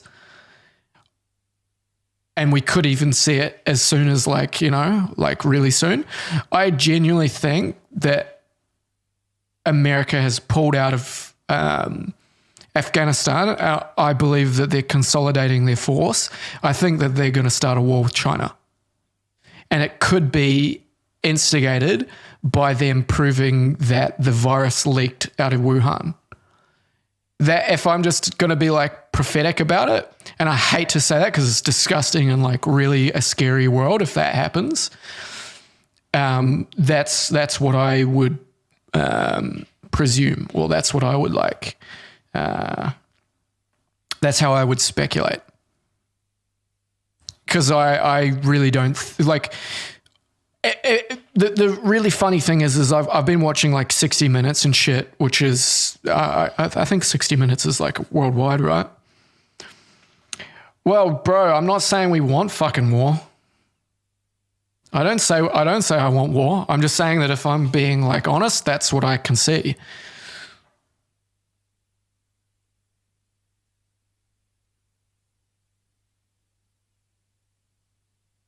Who's Uncle David, Dan? Who's that? Oh, you're talking about Ike? Yeah. I'm not a big fan of Ike. He's a fucking, yeah, it's not really my vibe.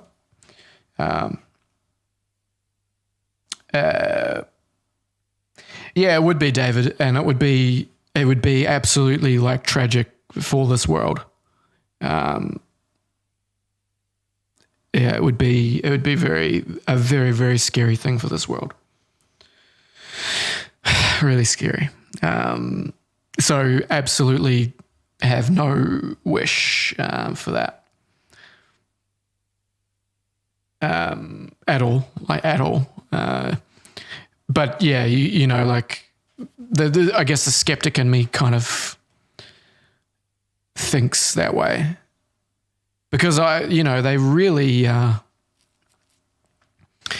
like built on, like, you know, the military-industrial complex, man. John Max.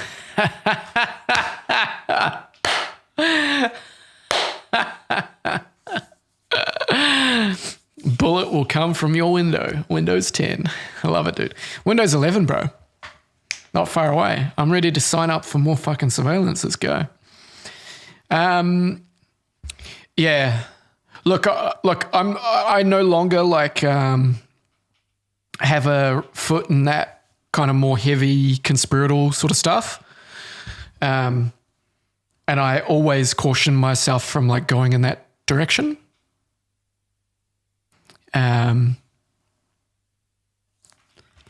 So. Yeah. So yeah, no comment on Alex Jones or David Icke. And yeah.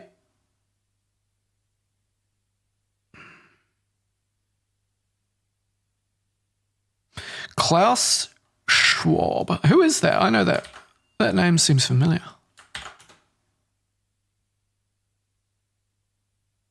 Oh, really? Yeah, well, I mean, I really think that the yeah.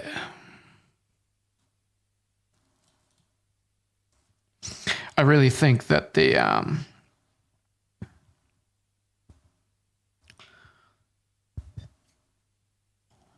upcoming, I really think the future is probably quite scary.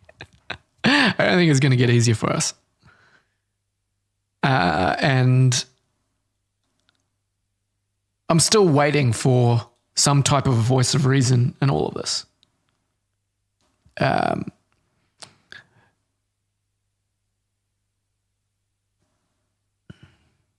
Maybe I'm naive, like I'm like sitting here thinking like, oh, surely there's got to be a good guy out there somewhere, you know?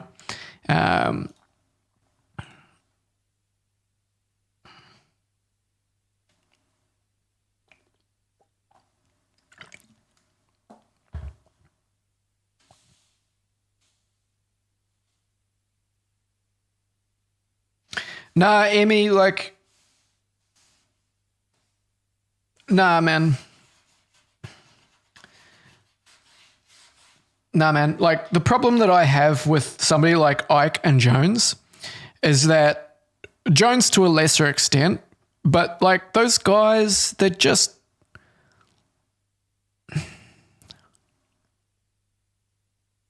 You can take a lot of their claims, right, across the years, and very little of them are like actually grounded in reality, right? Like these guys are famous for, you know, they're very famous for speculating and being very incorrect in their speculation. Like, I'm not saying that I take my information from the mainstream media or 60 Minutes, right? What I'm realize is that 60 Minutes is watched by the masses. And if 60 Minutes is saying, you know what, there could be a war, they're conditioning people. They do fucking speculate. They do speculate.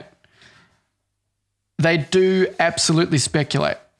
The guy, for God's sake, speculates on there being reptilians. Like, I'm sorry, but this is where you take reality and you get to the point where somebody starts saying reptilians rule the world, and you go, okay, dude, that's going too far.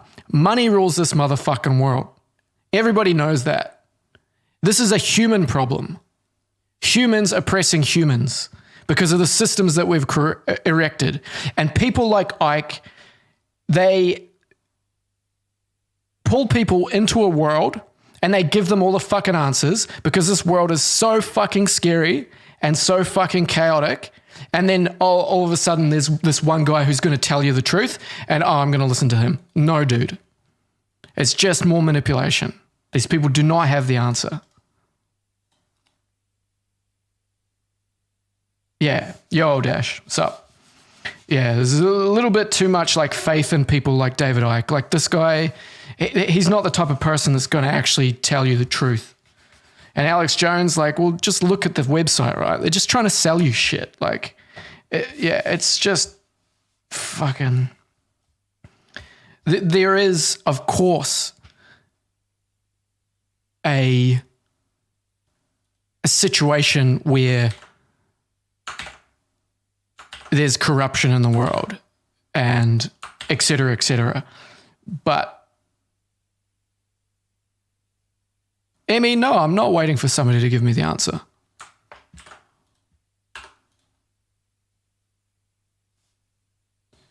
What I'm saying is that with access to all of the information in the world, you should be able to tell that somebody like Ike or Alex Jones is not giving you reality, right?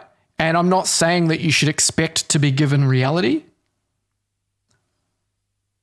at all, right? Because people are always going to assert their narrative at the expense of another. But these dudes, nah, man, they are absolutely not. Like, I feel like all you need to do is you need to watch Alex Jones on the Joe Rogan podcast, and that's all you need to do. And then you can say, okay, I understand who Alex Jones is now, right? That's it. Because I feel like, in a way, Joe Rogan knew that putting Alex Jones on the Joe Rogan podcast was not going to like necessarily expose him, right? But it was just going to show what he is or who he is. So, yeah. I like to talk a little bit about this sort of stuff as well, but I'm getting lots of messages to like actually play the song, so maybe people are ready to move on. And fair enough. Yeah, but you say like he's Zionist paid, like that's just another buzzword, bro. That's just another buzzword. It's just like the other people saying like Nazis or this and this. Like, it's like, yeah, I get it. Money.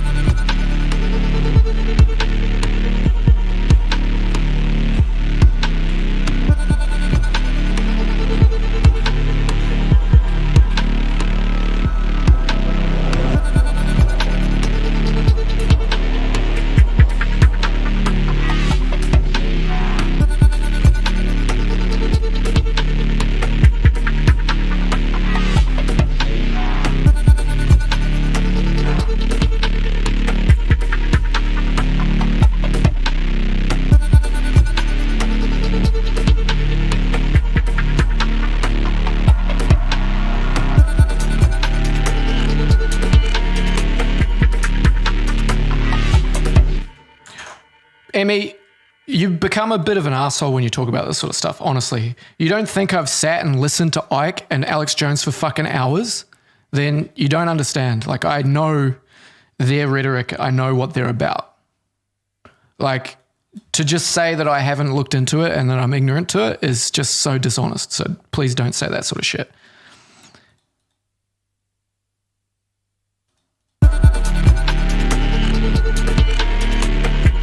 Alex Jones, I discovered Alex Jones in 2000 and fucking, like, when I was 16 years old, right?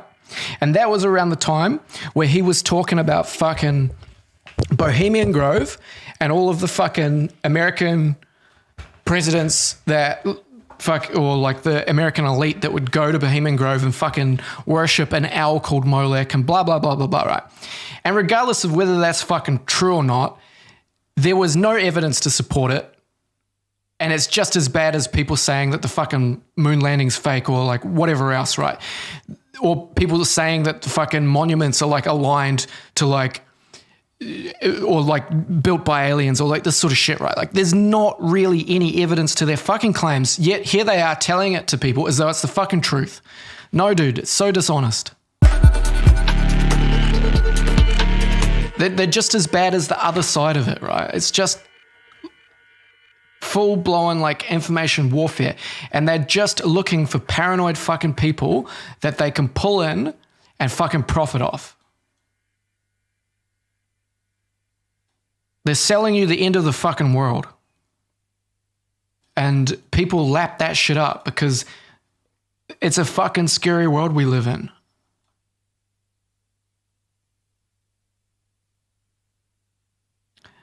Yeah, but you think that this is all like a orchestration by like a single power.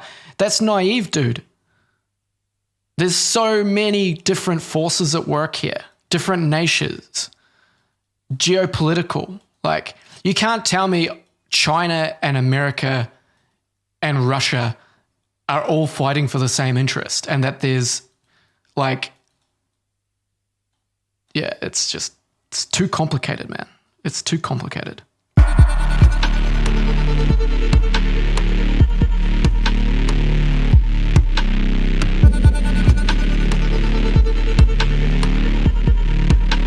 Yeah, there's more evidence to support like corrupt pharmaceutical companies and malpractice than there is for like fucking stonemasons or fucking Rockefeller or this sort of shit. Like, yeah, there's rich family and they have rich interests and et cetera, et cetera. Like, I get that. But not all of these are working towards the same thing.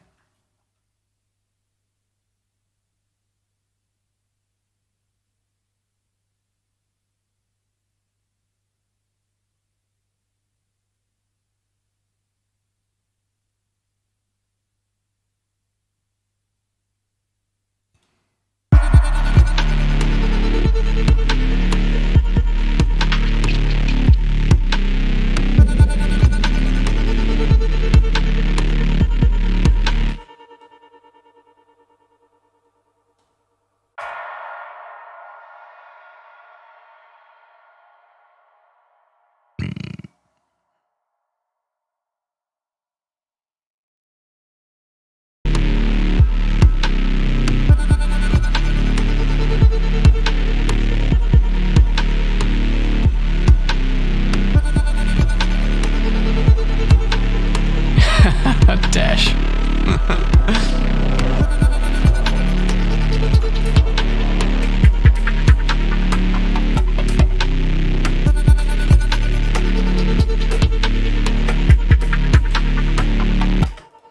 Okay. Yeah. So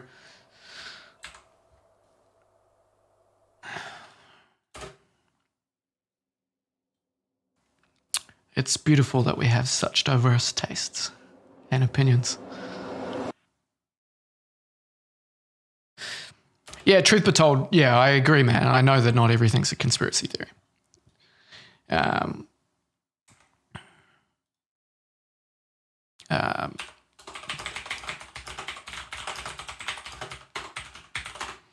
Here, let me play you my favourite little skit here. Let's go. Let's go. Hope you enjoy, everybody. Adam Curtis, the man behind... Here's a special film from documentary maker Adam Curtis, the man behind The Century of the Self, I love this little documentary. And It Felt Like a Kiss on that very subject. This is a film about how all of us have become Richard Nixon. Just like him, we have all become paranoid weirdos. It's the story of how television and newspapers did this to us, and how it has paralysed the ability of politics to transform the world for the better. Once upon a time, politicians believed they could change the world. One of them was a Labour MP called Roy Jenkins. An attitude of conservatism would be very unbecoming to the Labour movement. We exist to change society. In the 60s, Jenkins radically reformed Britain. He used his power as Home Secretary to help get rid of laws against homosexuality, abortion and divorce, and oversaw the end of the death penalty. The press and much of the public hated it, but he refused to bow down to the pressure because he was an elitist. He knew it was good for them. But then, Richard Nixon came to power in America. He saw himself as an outsider, and he hated elites. He was convinced that many in the East Coast establishment secretly ran America in their own interests. Snooty academics, liberal foundations, film stars, heads of big corporations, and even the CIA. In Nixon's mind, they were all part of a hidden, corrupt network. And what's more, they were out to destroy him. So Nixon set up a covert operation to bug and smear all these enemies. But in 1972, they got caught bugging the Democrats in the Watergate building.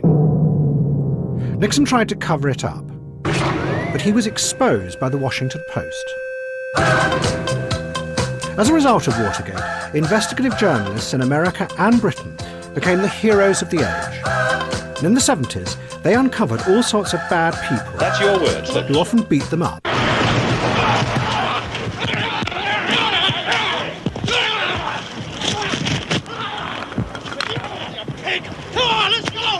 But then, the journalists began to uncover the strangest thing. They found corruption in the heart of the elites who ran their country. Politicians and civil servants took bribes. The security services assassinated people illegally.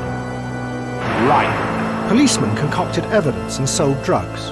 I'm here to look into the disturbing case of Mrs. Joyce Brown. And even senior doctors covered up terrible mistakes. And as the journalists exposed all this, they began to sound like Richard Nixon. That there really were hidden conspiracies in the heart of the establishment. And then, in an even odder twist, the journalists found an unlikely ally, Mrs. Thatcher. Mrs. Thatcher wanted to roll back the power of the state. And to her, the professional elites, the civil servants, lawyers, doctors, the broadcasters, were all terrible hypocrites. They talked loudly of public duty, but secretly they were running things in their own interests. So she spent the 80s attacking these groups as a threat to Britain. Yep. Helped by Rupert Murdoch, who detested elitism in Britain and America. Rupert Murdoch They hate to see someone communicating with the masses. detests elites. This is the man that everybody accuses in Australia of manipulating the media. And he owns like a ridiculous amount of the media in Australia. Very interesting to hear that he detests elites. Very, very interesting. They feel that newspapers, the written word is not for the masses. That should be left to television, or perhaps to nobody. But there's a great sort of elitism. But then, in the 1990s, Very interesting, journalists became even more like Richard Nixon. Like him, they started to see hidden enemies everywhere. They were enthusiastically supported in this by some Zally, members what of up, the dude? middle-class elites. Doctors, psychiatrists and academics, who reinvented themselves as experts, who said that they too could identify dangers lurking just under the surface of our everyday lives that we couldn't see. Experts uncovered hidden threats like sexual abuse, paedophilia, and even networks of satanic abuse on a vast scale. Doctor believes that many multiple personality patients were sexually abused by satanic cults. Other experts predicted hundreds of thousands would die from the epidemic of BSE-CJD. Medical experts said that millions of people were going to die from different forms of animal flu.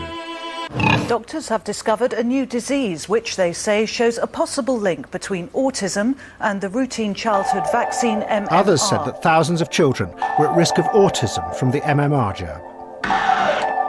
Terror experts said there was a global hidden network of sleeper cells that had the power to destroy Western society. And then it got worse. Other experts said you couldn't even trust yourself. Your own body was an enemy. Obesity is now a disease of epidemic proportions. It just makes you paranoid. You look at yourself in the mirror every day. I think people just think, I really want to look like that. Because it's just everywhere. More obsessed with food. I've actually had my stomach stapled and I'm on antidepressants. Using all the best available science. 30 years ago, journalists bravely exposed the corruption of those in power, like Richard Nixon. But now, the news and television programmes have ended up taking serious threats to society and exaggerating and distorting them. By doing this, they have created a widespread mood of fear in society and a suspicion of those who lead us. And in the process, millions of us have become exactly like Richard Nixon, paranoid.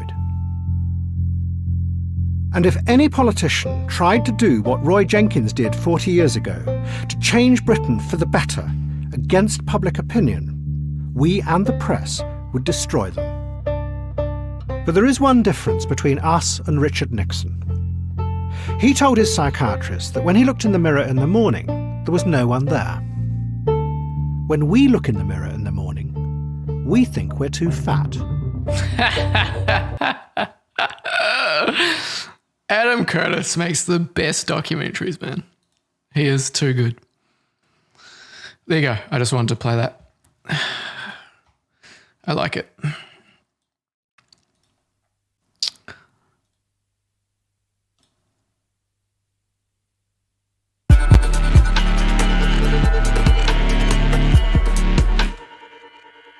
All right.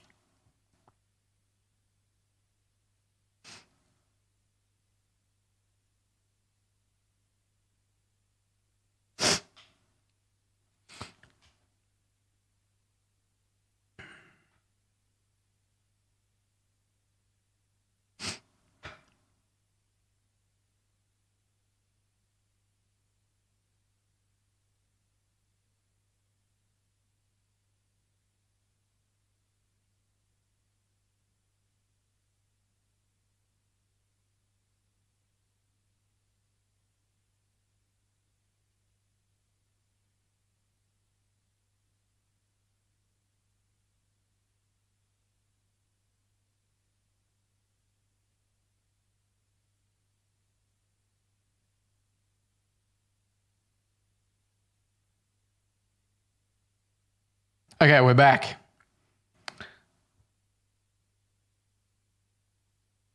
I looked in the mirror and I saw Richard Nixon.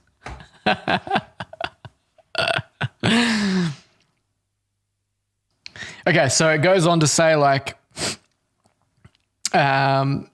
Richard Nixon was talking to a psychiatrist, and he looks in the mirror and he doesn't see himself, right? But so the difference between us and Richard Nixon is that when we look in the mirror and see ourselves, we just think that we're fat. So, yep.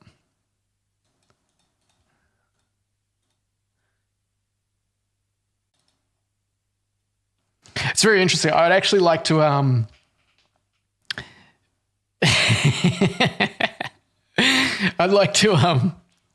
I'd love to talk to Adam Curtis. Very interesting. He thinks that hippies are the reason why we can't improve the world, which is really funny because like hippie mentality like promotes like individualism. And individualism is the reason why people won't like stand up and fight against governments because of individualism, people like just caring about themselves rather than caring about the collective and et cetera, et cetera. It's a really, really interesting person. And I really like listening to him, like to his point of view.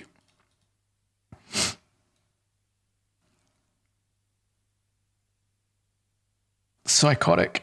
What, that hippies are the reason why the world's no good? I don't think so, actually, dude. I think it actually has a lot of weight to it. Maybe it's not like a boom, but it's like totally a very selfish and hedonistic mentality and very much based on the ideas of individualism. But whether that's the only reason why the world can't improve, it's like, it's probably not that simple. Anybody reducing things to such simple points is probably not giving you the full story, right?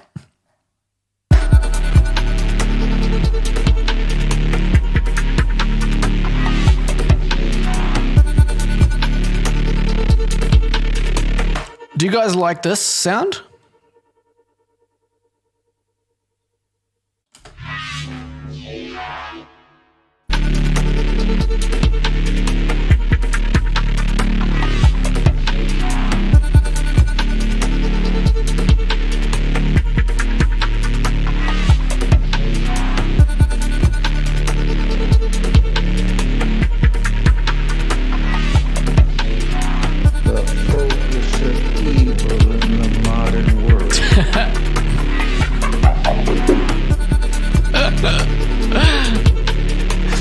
Korean Jesus, bro, you make me laugh, man.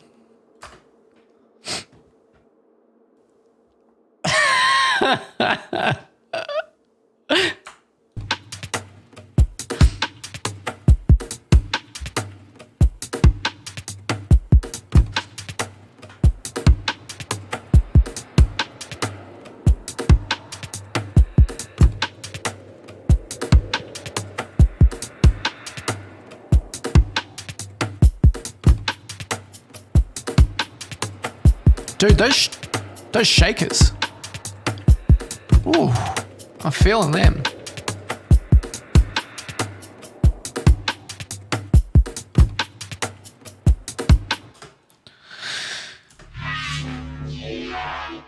Okay, let's bring it back. Let's bring it back.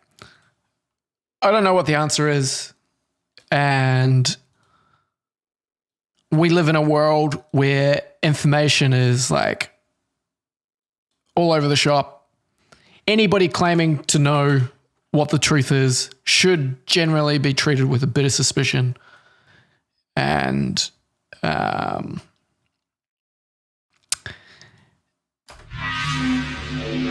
just try and be a good person. Well, don't try. It's not that hard.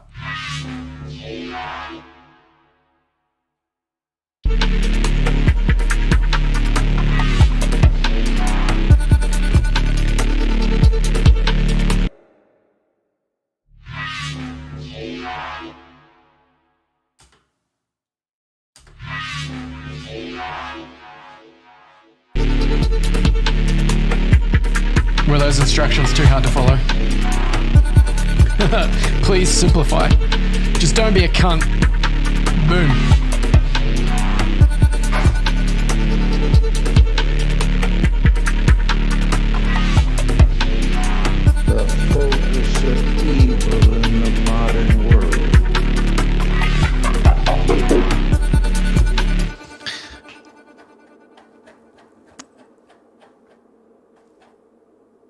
Do we want Reagan? Like the bald kid in The Matrix says, do not try and realize the truth. There is no truth. And then he bends the spoon. So what you're trying to say is that we're in a simulation? Inside of a simulation. Yo, Jan, how you doing, bro? We're solving all the problems of the world with sweeping generalizations and oversimplified arguments. Come, join us. Be one of us.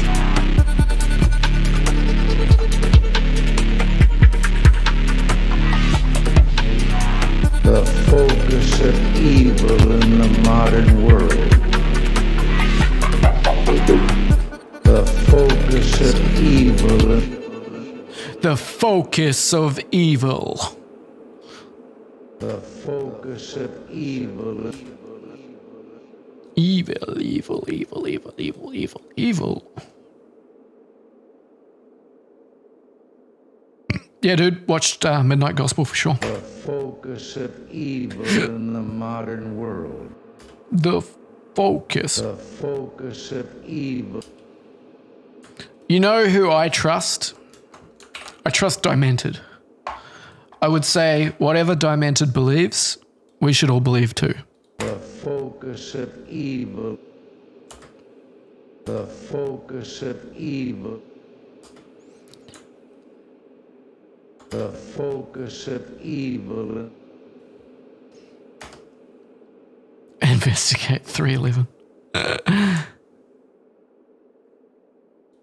I have to admit, guys, I actually think that 9/11 was... do I want to say that? I'm not going to say that. The focus of evil. The focus of evil. Do they do a Midnight Gospel podcast as well? Or just the show? Guys, I was gonna say something about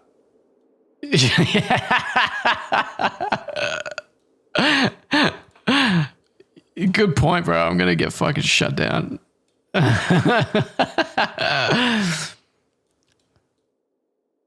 You see, guys, you should have all trusted me.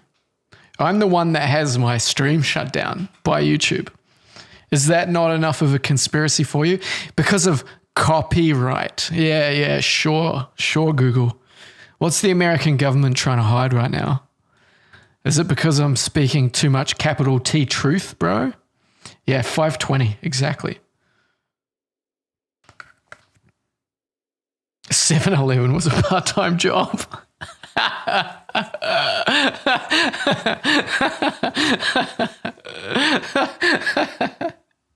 I've never heard that before, man. That's so good. I've never heard anybody say that before. Let's just put it this way, guys. Jet fuel doesn't melt steel beams.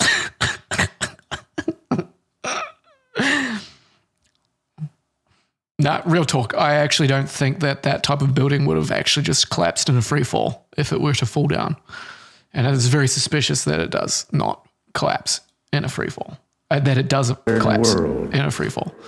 And if anybody can explain to me why that would happen, I won't listen to you because I'm already convinced. The focus of evil in the modern world. It just hasn't fit. It hasn't worked at all. It just doesn't fucking fit. It's a conspiracy. It's a Reagan conspiracy, and it just doesn't fucking work, okay? So get out of here.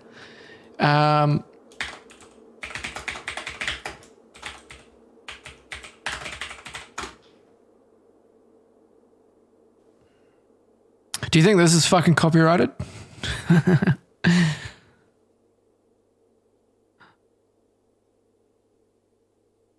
Oh, it's 30 minutes. Holy shit, dude.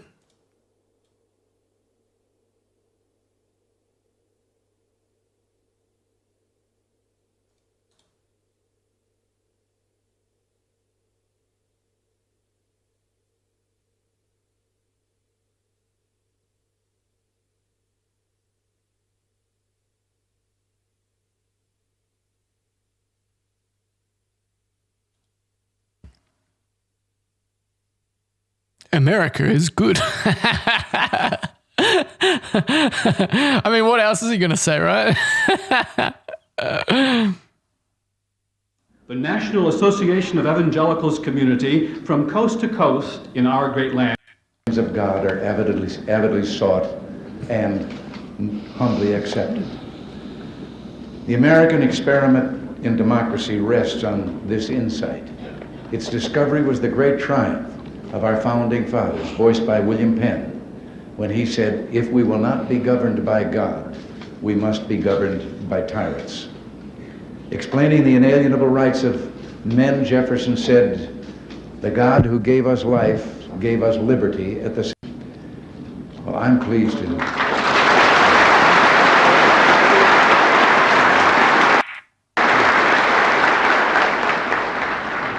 Many of us in government would like to know what parents think about this intrusion in their family by government.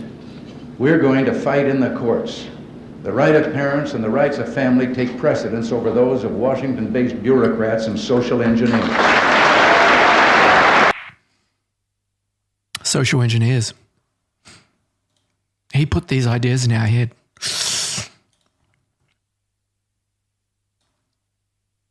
Had the answer, and they've had almost 30 years of it. Shouldn't we expect government to read the score to us once in a while?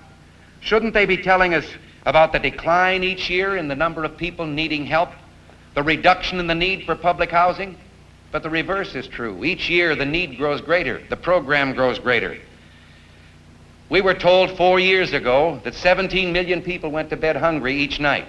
Well, that was probably true. They were all on a diet. But now we're told that 9.3 million families in this country are poverty-stricken on the basis of earning less than $3,000 a year. Welfare spending 10 times greater than it was in the dark depths of the Depression. We're spending $45 billion on welfare. Now do a little arithmetic and you'll find that if we divided the $45 billion up equally among those 9 million poor families, we'd be able to give each family $4,600 a year. And this, added to their present income, should eliminate poverty.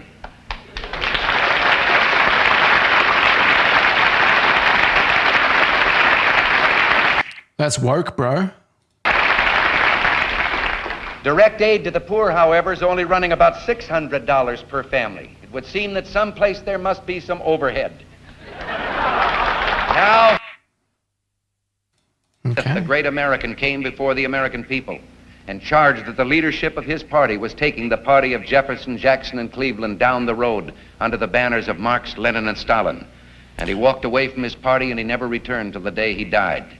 Because to this day, the leadership of that party has been taking that party, that honorable party, down the road in the image of the Labour Socialist Party of England. Now, it doesn't require expropriation or confiscation of private property or business to impose socialism on a people.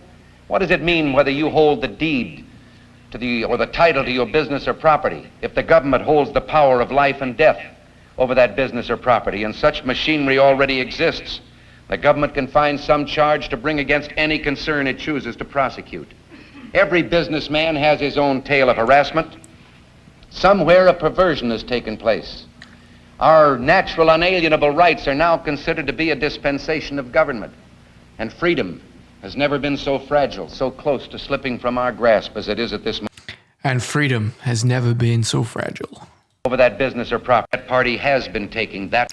Let's see whether we could take something like that. In before copyright.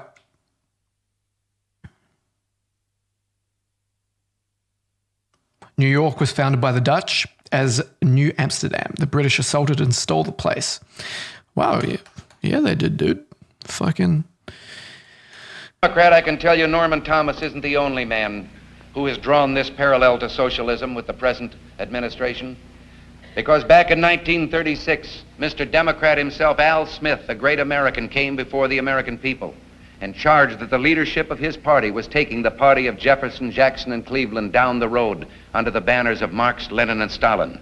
And he walked away from his party and he never returned till the day he died. Because to this day, the leadership of that party has been taking that party, that honorable party, down the road in the image of the Labour Socialist Party of England. Now, it doesn't require expropriation or confiscation of private property or business to impose socialism on a people. What does it mean whether you hold the deed to or the title to your business or property if the government holds the power of life and death over that business or property, and such machinery already exists? The government can find some charge to bring against any concern it chooses to prosecute. Just fucking realized.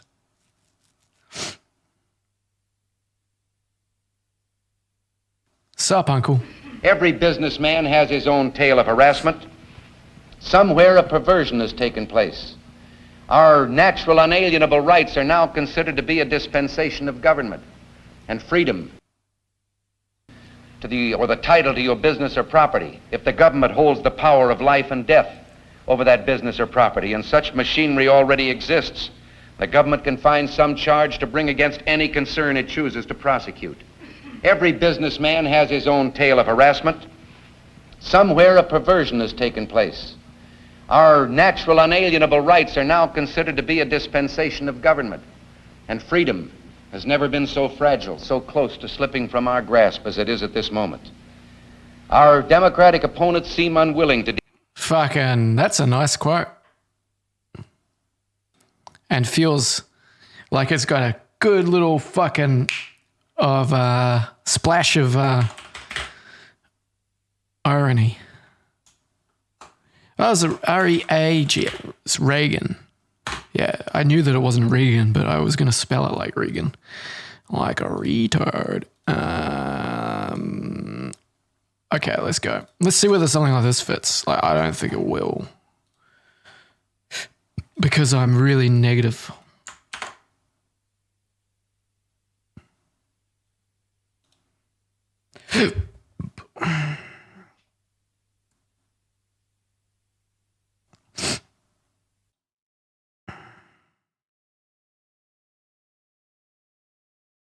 Uncle Butt. So, yeah, the Dutch founded New Amsterdam and then it was taken by the English. Yep. Tell us more.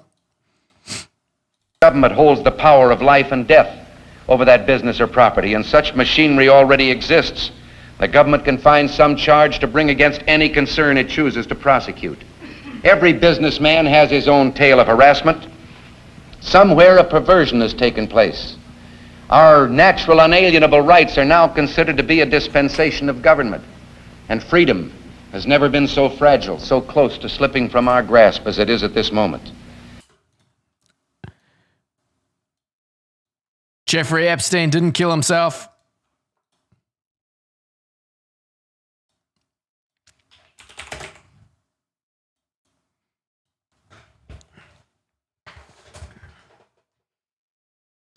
Sorry, Wiz, you have melodic voice. Record it, please.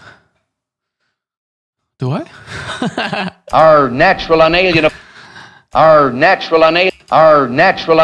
rights are now considered to be a dispensation of government, and freedom has never been so fragile, so close to slipping from our grasp as it is at this moment. Our natural unalienable rights are now considered to be a dispensation of government, and freedom has never been so fragile, so close to slipping from our grasp as it is at this moment. Uh-oh.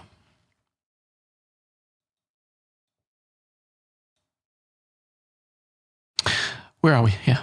Cool. Our natural unalienable rights are now considered to be a dispensation of government, and freedom has never been so fragile, so close to slipping from our grasp as it is at this moment. Yeah, it's protest shit right here, boys. They're going to play this when the fucking white supremacists are tearing down the Australian government. So I shouldn't say stuff like that. Fuck. Fuck, man. In the world of like taking things out of context, I should not say things like that. Fuck. Yes, fucking Oozley's gonna fucking frame me. That's right, well, the Australian government can frame me now. They can, what can they do? They can, what's it called? Intercept and disrupt. Our natural unalienable rights are now considered... Nah, man, I'm not in Melbourne at all. No, absolutely not. You don't need to know where I live or where I am.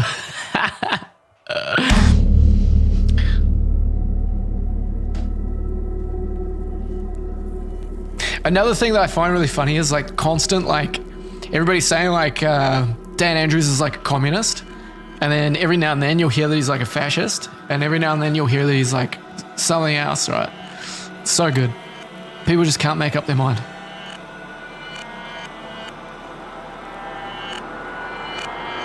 Our natural unalienable rights are now considered to be a dispensation of government, and freedom has never been so fragile, so close to slipping from our grasp as it is at this moment.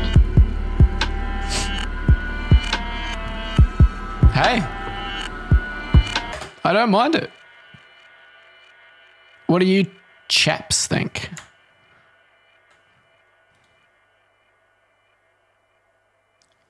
Am I for the Australian government? I'm not Australian, dude, so I have no opinion on the matter. It's none of my business. I've given up getting, it's not my country to fight for.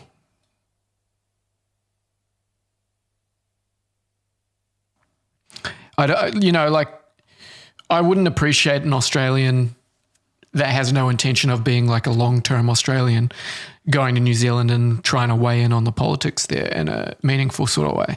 So I kind of feel the same for myself. I don't see myself as an Australian citizen long-term. And so I don't think I should meddle in their politics too much because I don't really, somehow I don't really have the right or this sort of thing, right?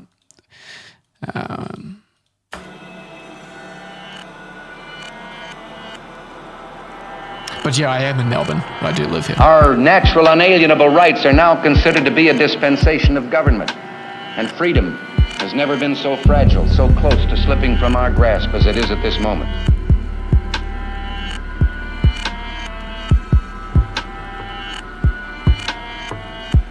Close to slipping from our grasp as it is at this moment. Our natural unalienable rights are now considered to be a dispensation of government, and freedom has never been so fragile, so close to slipping from our grasp as it is at this moment.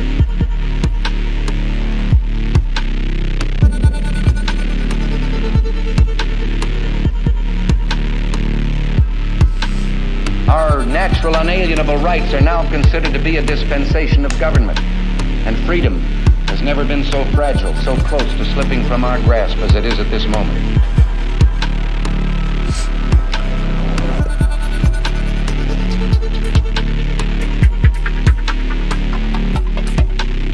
Our natural unalienable rights are now considered to be a dispensation of government, and freedom has never been so fragile, so close to slipping from our grasp as it is at this moment. Yeah, I'm trying to make a track that has some sort of relevance. And that quote, our natural unalienable rights are now considered to be a dispensation of government, and freedom has never been so fragile, so close to slipping from our grasp as it is at this moment. It's too succinct. It's too good. It's much better than the other sample. Did I delete it altogether? I think I did. Yeah, I reckon Reagan would fucking throw down, bruh.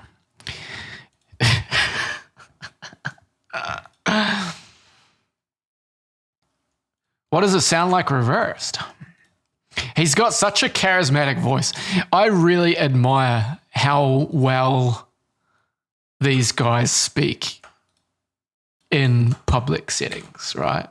Obama's the same. Like, I don't give a shit. Like, you could be pro or against them. You got to give it to them. They are charismatic, charming motherfuckers.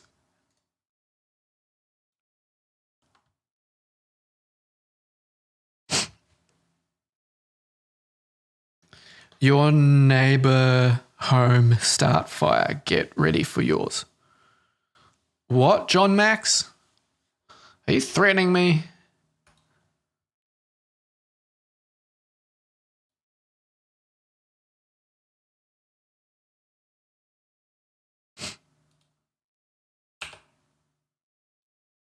De mom zit de zit is op zijn kamer van je het toch kost was daarvoor zijn never wensen.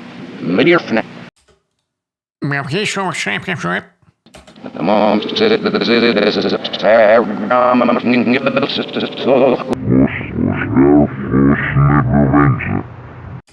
Oozly, what made you laugh, bro?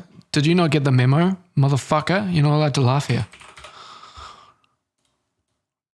There is no humor. It's been banned, bro.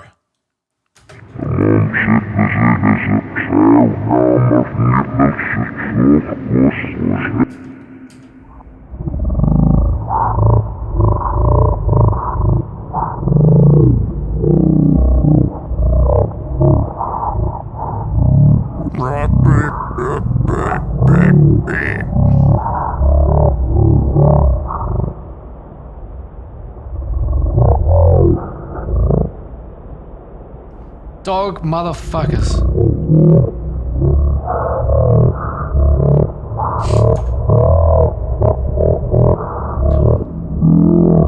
Yeah, I'm gonna get accused for putting fucking satanic messages in my tracks.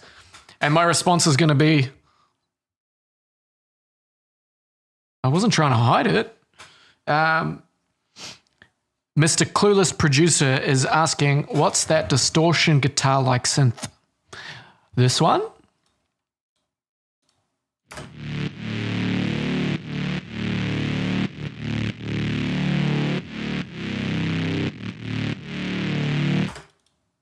It is this. Saw wave with the fundamental taken out. 9 of those boys. A bit of this action, a bit of that action. Where are we? What's going on? Yeah, a bit of that action, a bit of this, bit of this, bit of this. What's that doing? Oh yeah, it's pitch envelope.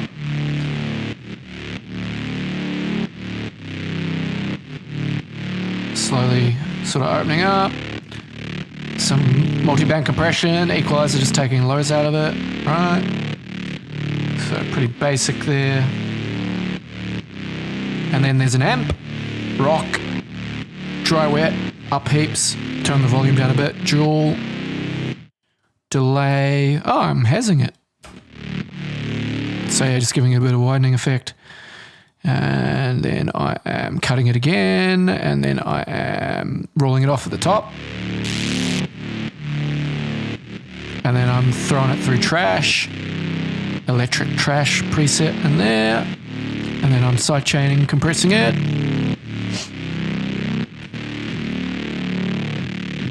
Right, so it's just getting squished down a bit whenever the kick plays, which I'll adjust and stuff better with the mix and whatnot.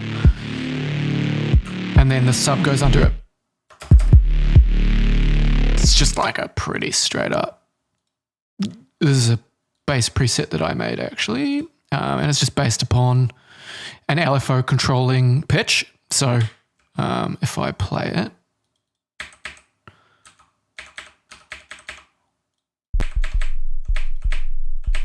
cool. For whatever reason, it's not sustaining right now. There we go. Right, so you can hear the pitch bend on it. So it pitches down over an 8th note. I think 24 semitones. Hello.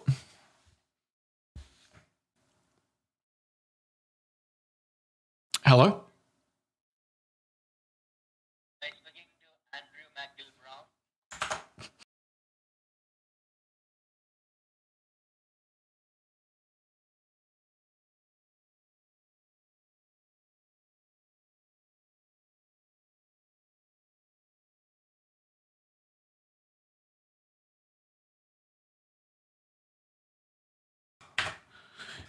How do they know my name? It's a conspiracy.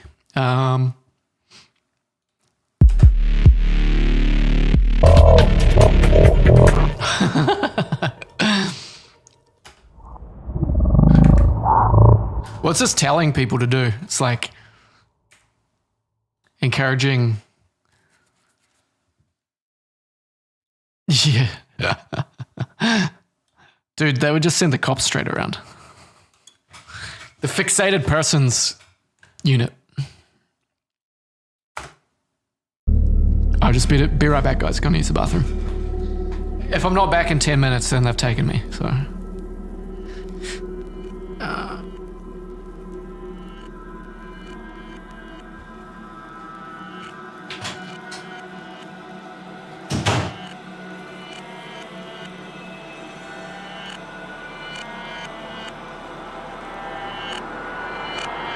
Our natural unalienable rights are now considered to be a dispensation of government, and freedom has never been so fragile, so close to slipping from our grasp as it is at this moment.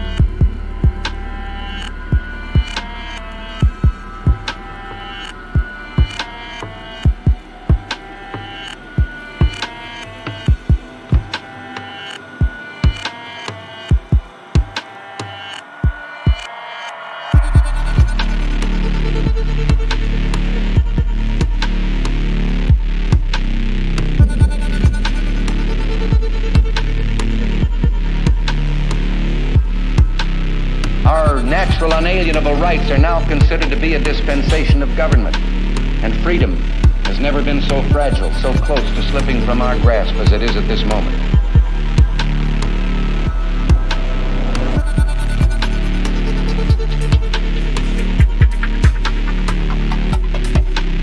Our natural unalienable rights are now considered to be a dispensation of government, and freedom has never been so fragile, so close to slipping from our grasp as it is at this moment.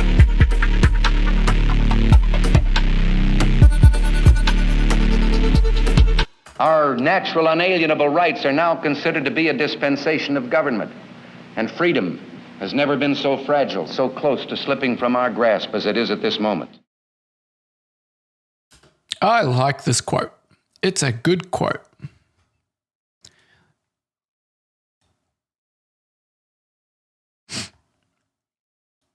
Our natural unalienable rights are now considered to be a dispensation of government, and freedom has never been so fragile, so close to slipping from our grasp as it is at this moment.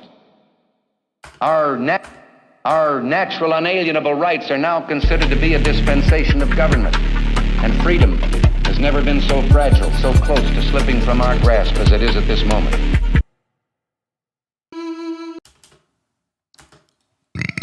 Excuse me, disgusting. Grasp as it is at this moment.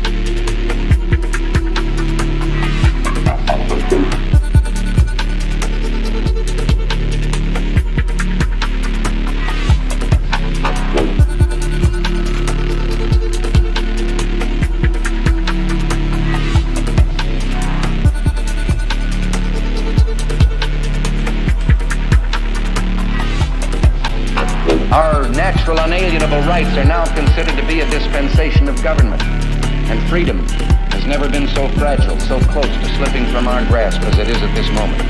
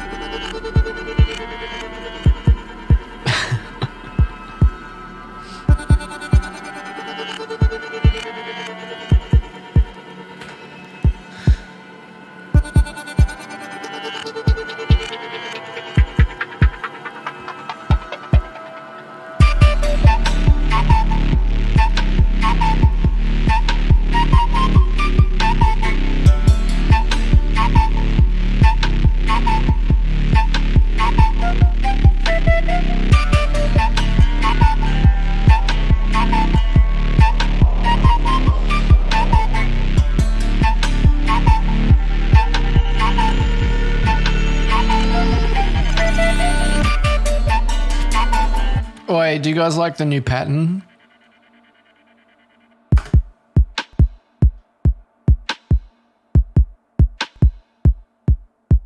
And then the way that it interacts with everything else?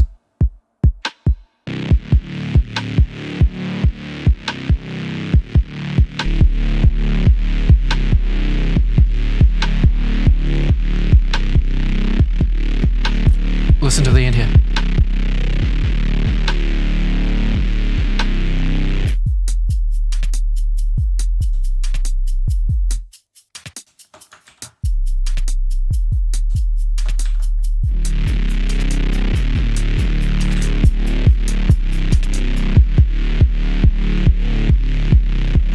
Thanks, Uncle.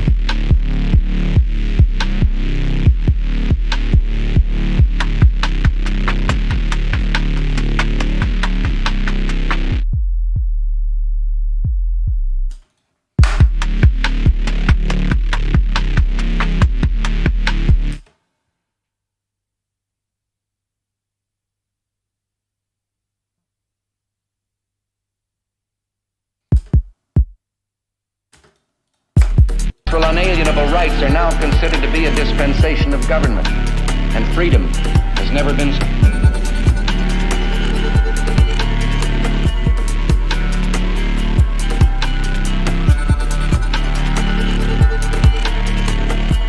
I have a sword and dogs. It's a tough guy.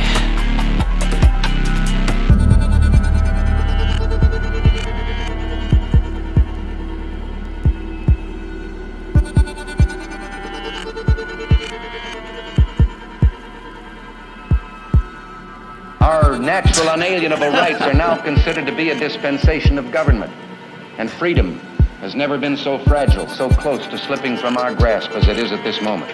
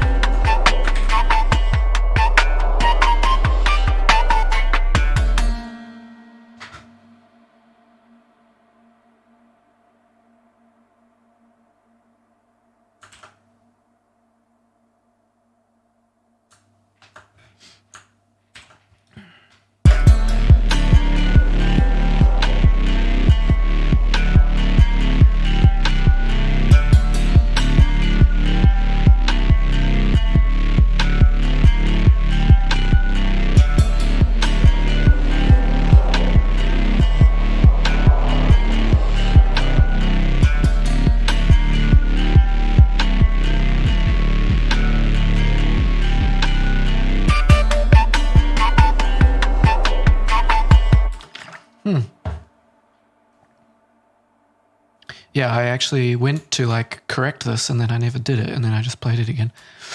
Clever dude. Very clever guy.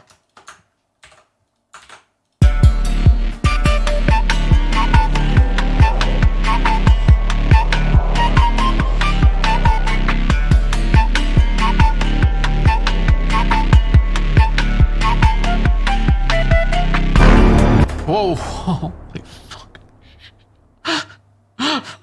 Oh, that scared the fucking shit out of me. I'm so jumpy. Yeah, look at this. Boom, all of that just starts out of nowhere. Brah. Yo, Ellie, what's up? Yeah, the brass is powerful. Fuck, dude. Ooh, ooh, ooh.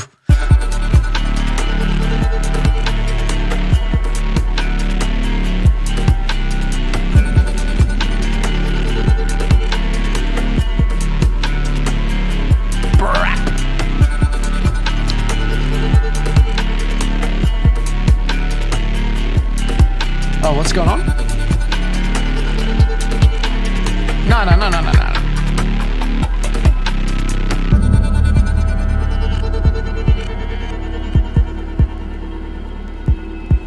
Oh, I'm turning it up. It's up nice and loud. Let's go.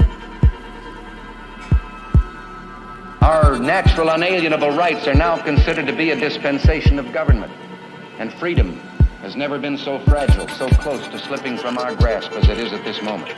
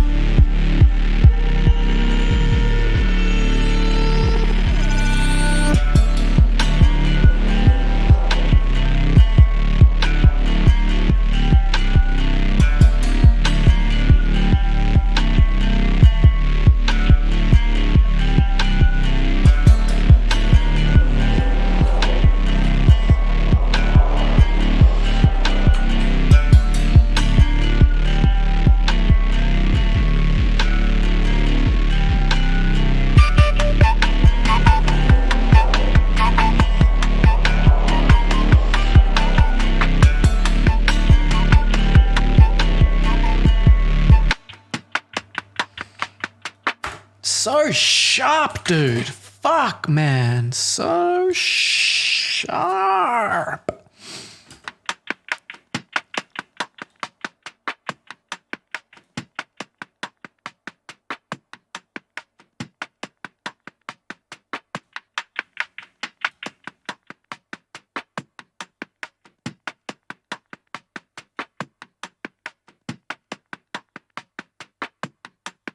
Whoa. Whoa. Dude.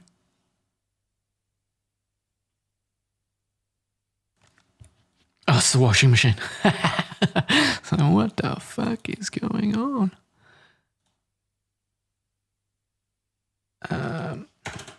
Whoa, that's not what I want either.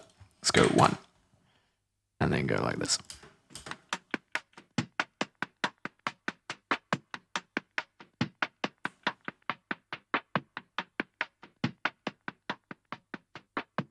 It's got some real fucking harshness in that.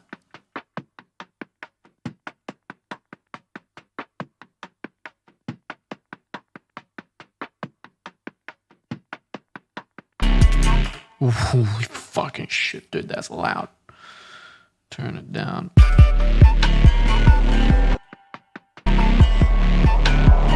Now we can't hear it. Good job.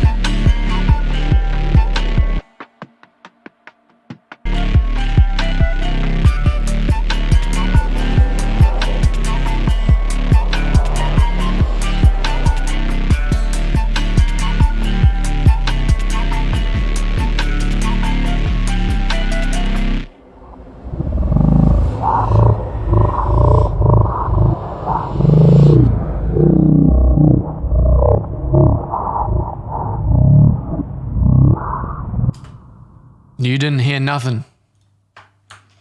Don't go telling anybody about that.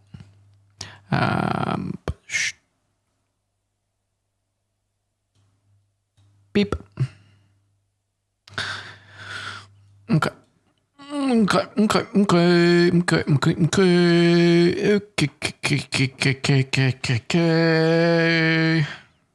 Any plans for Halloween? We don't really celebrate Halloween in Australia/New Zealand. It's a very American thing. People sort of try and get into it. Generally, I look at it as though it's just like a bit of opportunity for some companies to make money over here rather than like actual genuine like tradition or whatever.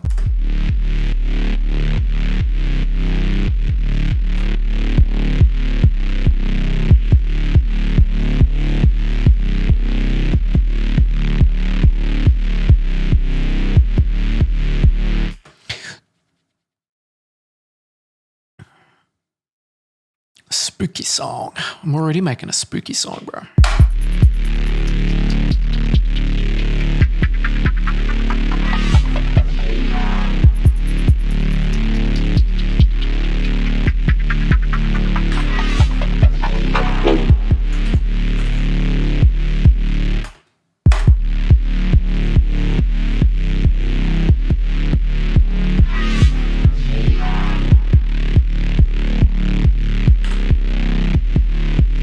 I really like that kick pattern with the bass.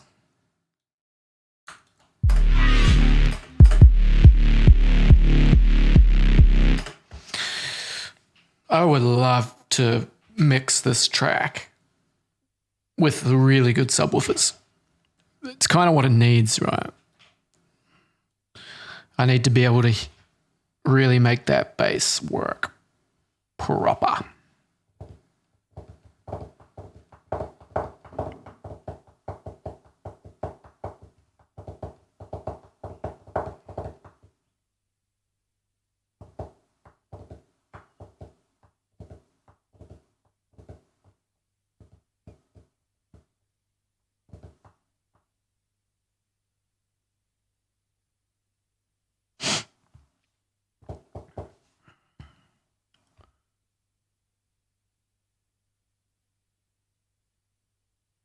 Dash-01 says, you're the guy from YouTube.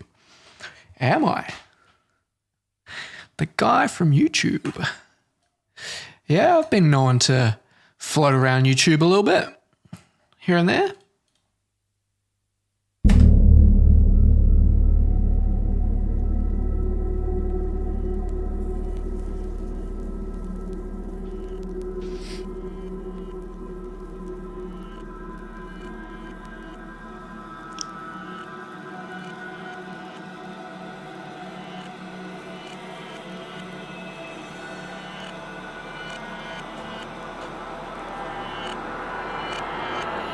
Natural, unalienable rights are now considered to be a dispensation of government.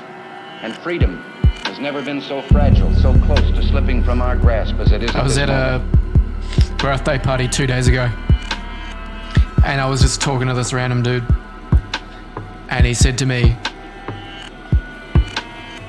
I recognize your voice.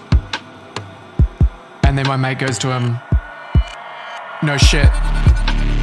Have you been watching Ableton tutorials on YouTube? And he's like, oh my God, that's where I know your voice from. So funny. Our natural, unalienable rights are now considered to be a dispensation of government. And freedom has never been so fragile, so close to slipping from our grasp as it is at this moment.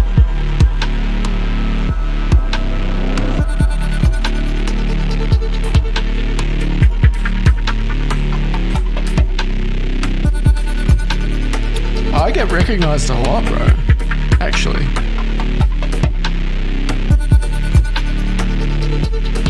It's surprising how much I get, like, recognized. But there's so many people in Melbourne that want to learn how to make music, so it makes sense. And a lot of people, like, recommend my videos to their mates and stuff, so it's no wonder that, like, my videos get, like, passed on to somebody, and then I like just randomly meet them because, you know, it's a pretty close-knit community of like alternative folk in Melbourne, I would say. Yeah, I was aware that I hit 72.2 thousand subscribers. Yep. Nah, dude, my setup is not better. What are you talking about? This is not even my studio.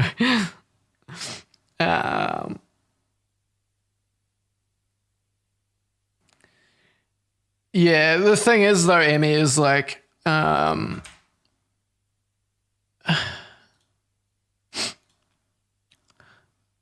funnily enough, my second YouTube channel, which I've just literally started, has done so much better with video releases. Look at this, man. I released a video content. Here we go.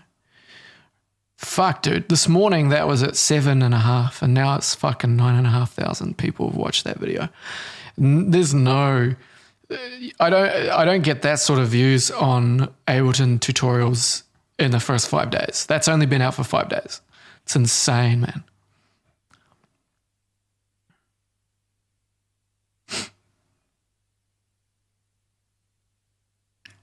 It's just Age of Empires content, man. I don't know necessarily whether many people be into it. But it's gonna be like, I don't even have enough subscribers to have like a custom URL and shit. But I do plan on doing this content because I really like Age of Empires. So once Age of Empires 4 is actually properly released, I'll be doing like regular videos on this channel. But I'll continue. I'll continue to make collective intelligence content, of course. In fact, I'm really excited to start working on collective intelligence again, because it's. I should subscribe to myself. 90th subscriber. Fuck yeah.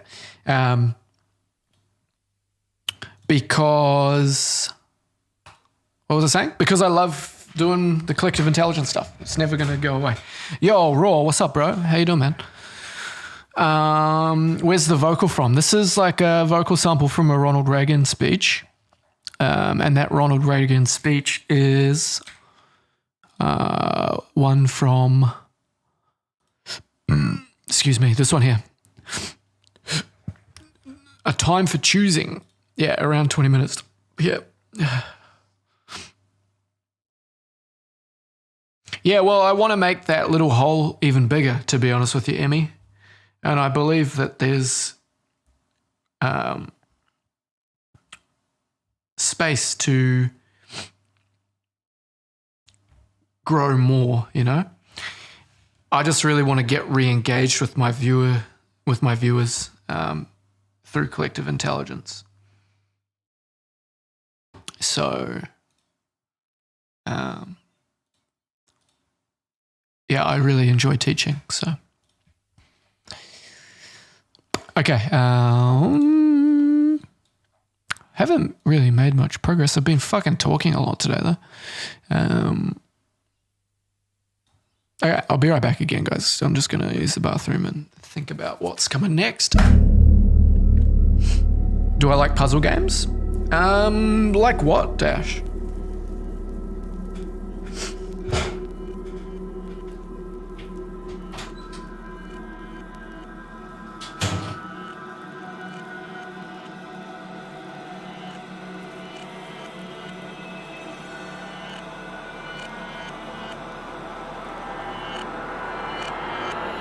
Natural, unalienable rights are now considered to be a dispensation of government.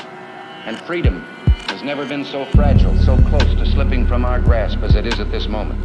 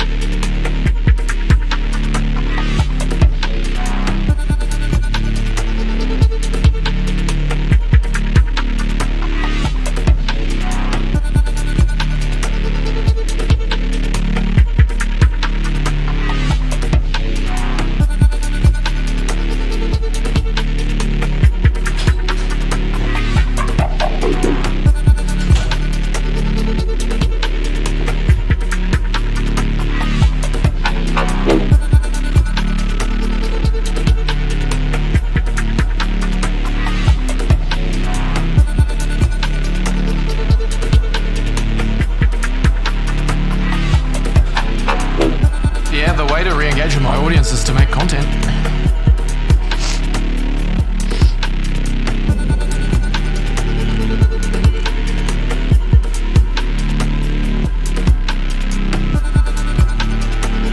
I haven't heard of that. Dash, I haven't heard of it.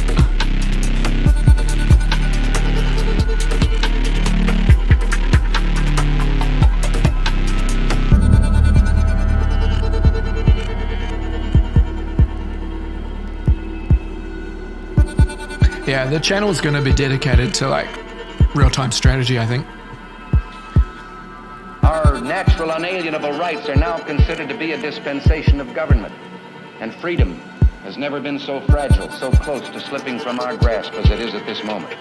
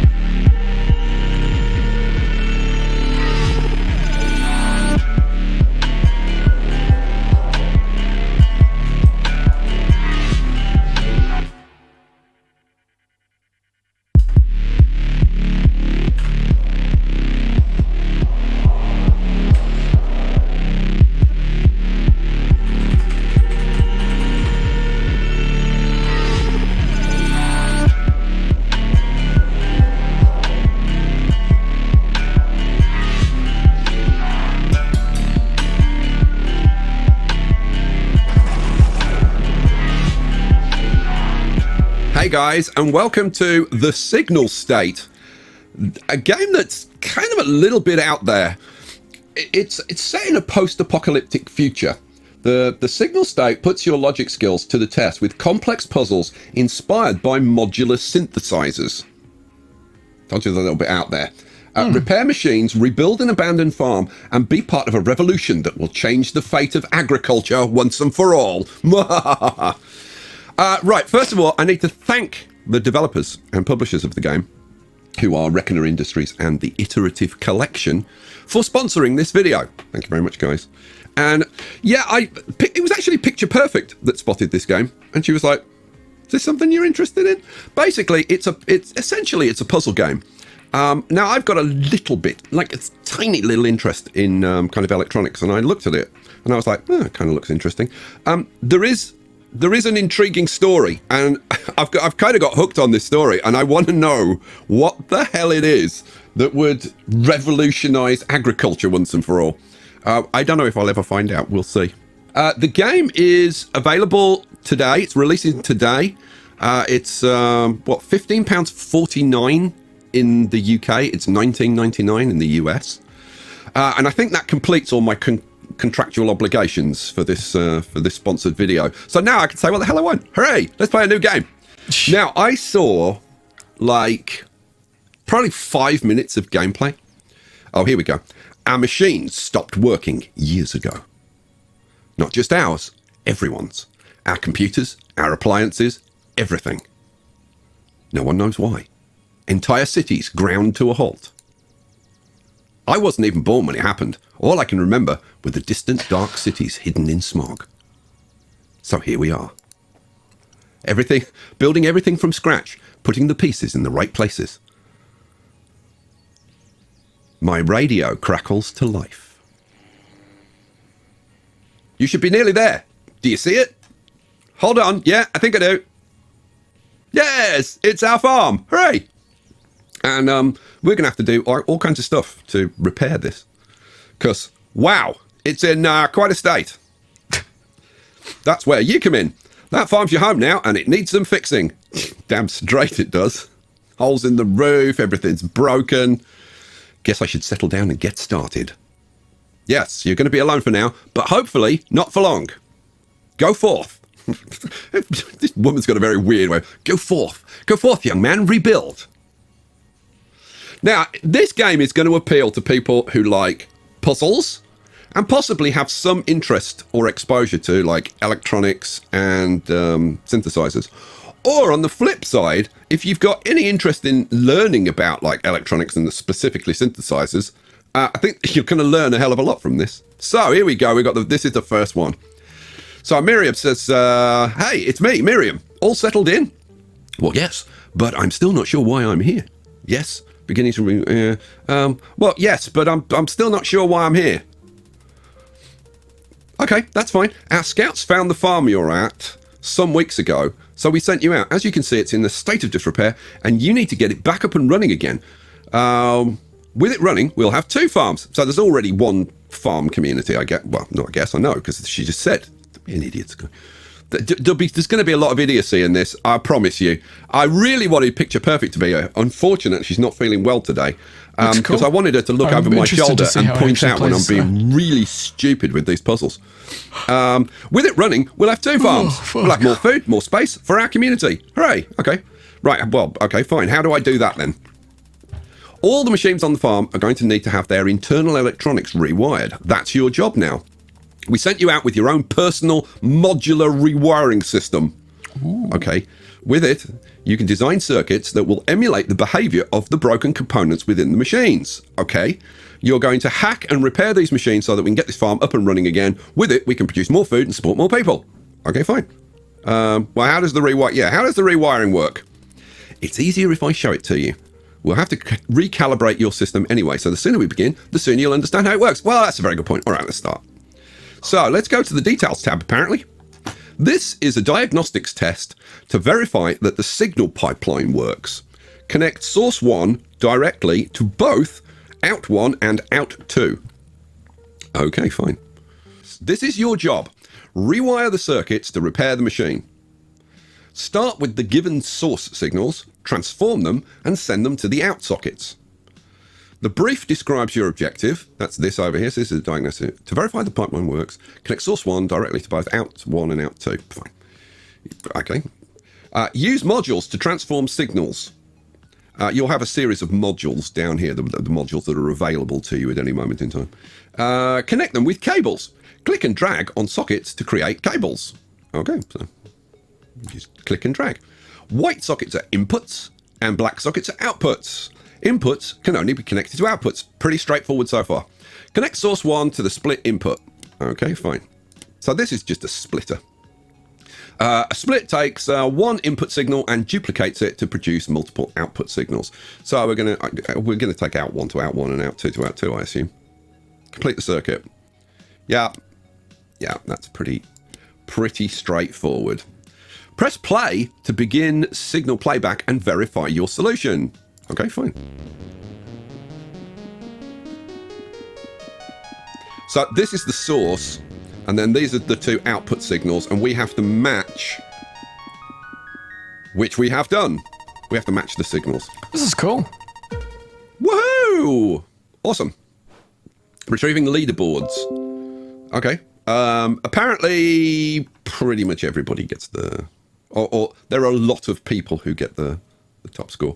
I took a minute and a half to do that. Cool. Right. Continue. Excellent. Your system works perfectly. You're ready to begin. So what now?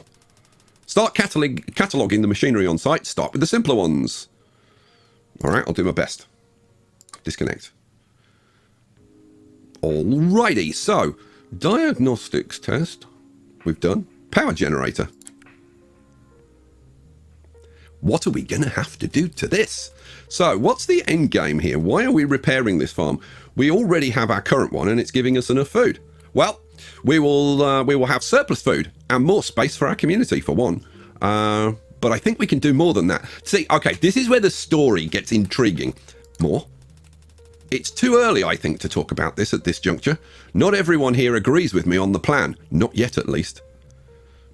Oh, come on, give me a hint.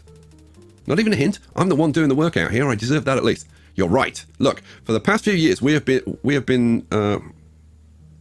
There's no need for being. We have subsisted just fine. But what is all? But is that all we can do as a community? What are you People seem to really like it. I'm talking about rebirth, about rebuilding. It's not enough to survive. That's all I'll say for now. So you're not going to tell me anything, really. This does intrigue me. This does intrigue me. I guess the first thing to work on would be... I'm really really like this guy's like presentation, or like him. I like him. The on-site power jet. He reminds me of like other British YouTubers though, like Cynical Brit. Is that the guy that passed away? Or Total Biscuit. Like those guys, they both seem to have like these really like energetic English voices. Generator. Good plan. That looks like an Ellis Agritech. What else does he do? Yeah, he's got a really good voice. What's my like most popular stuff? Frostpunk. Building survival strategy game. Interesting. Is it Total Biscuit? Yeah, he's the one that passed away, unfortunately.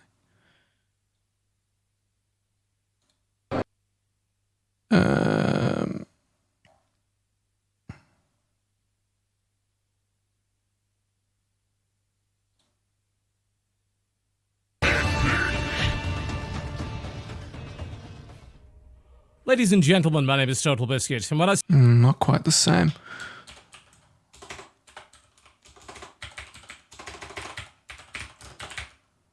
Is it Cynical Bread?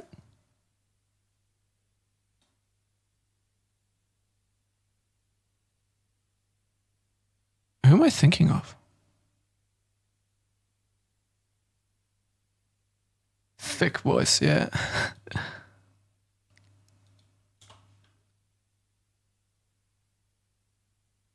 Was Total Biscuit Cynical Brett? Are they the same person? I was watching this guy for a while. Reformer. Banner Lord. Reformist, whoops. He's got a great voice. Hello and welcome back to Berserker. The only thing we can hope for right here is like a smooth, like presenter just voice. To maintain as many units as we possibly can. And bear in mind that I do have 38 wounded people in my army at the moment, and that is obviously making a big difference in the combat strength analysis or evaluation. It's actually really fun to watch his series of Bannerlord. He's really good. Anyway, I always wondered whether like having a nice voice was going to hold me back from being able to be like a YouTuber or like a streamer. Because I don't think I have like a presenter voice at all, or at least not a traditional kind of deep voice. And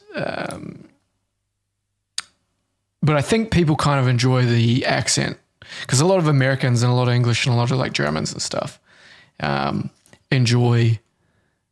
to enjoy listening to videos and seem to enjoy the commentary for the Age of Empires video as well. So I think this microphone makes my voice sound quite nice, because when I'm like proper like speaking right into it, it definitely makes it seem like a bit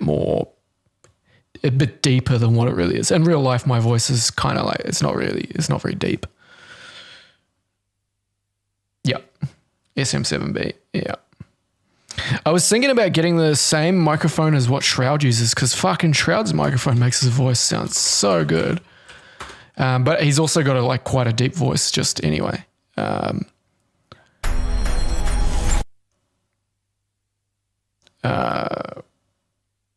Give me your voice, Shroud.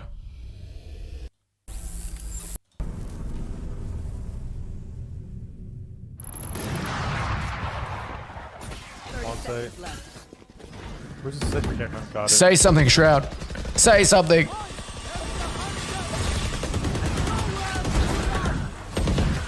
Fuck, bro.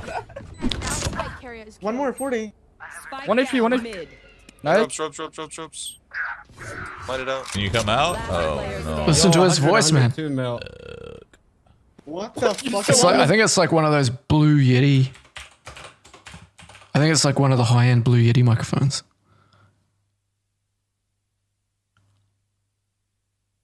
Sounds really nice.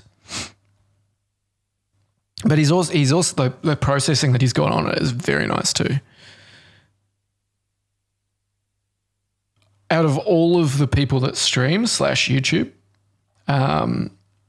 he's got the best vocal quality for sure.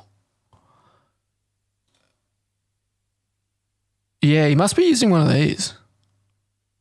Yeah, the SM7B surely is like, it's better. Yeah, I think he uses this one. It's a blue one.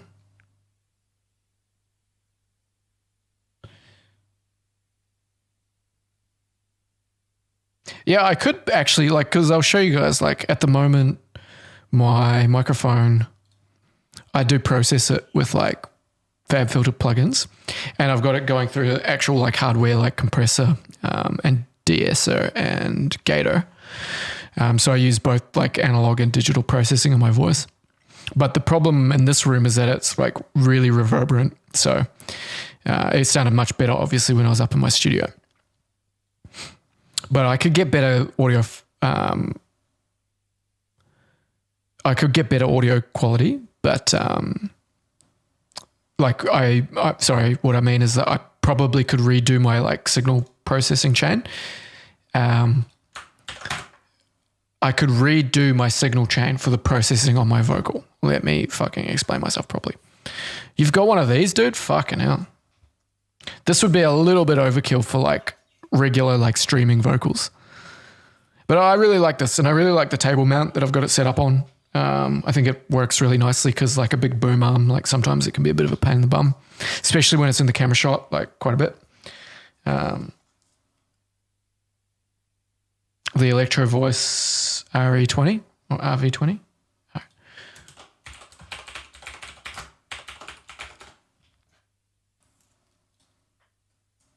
Oh yeah, this guy.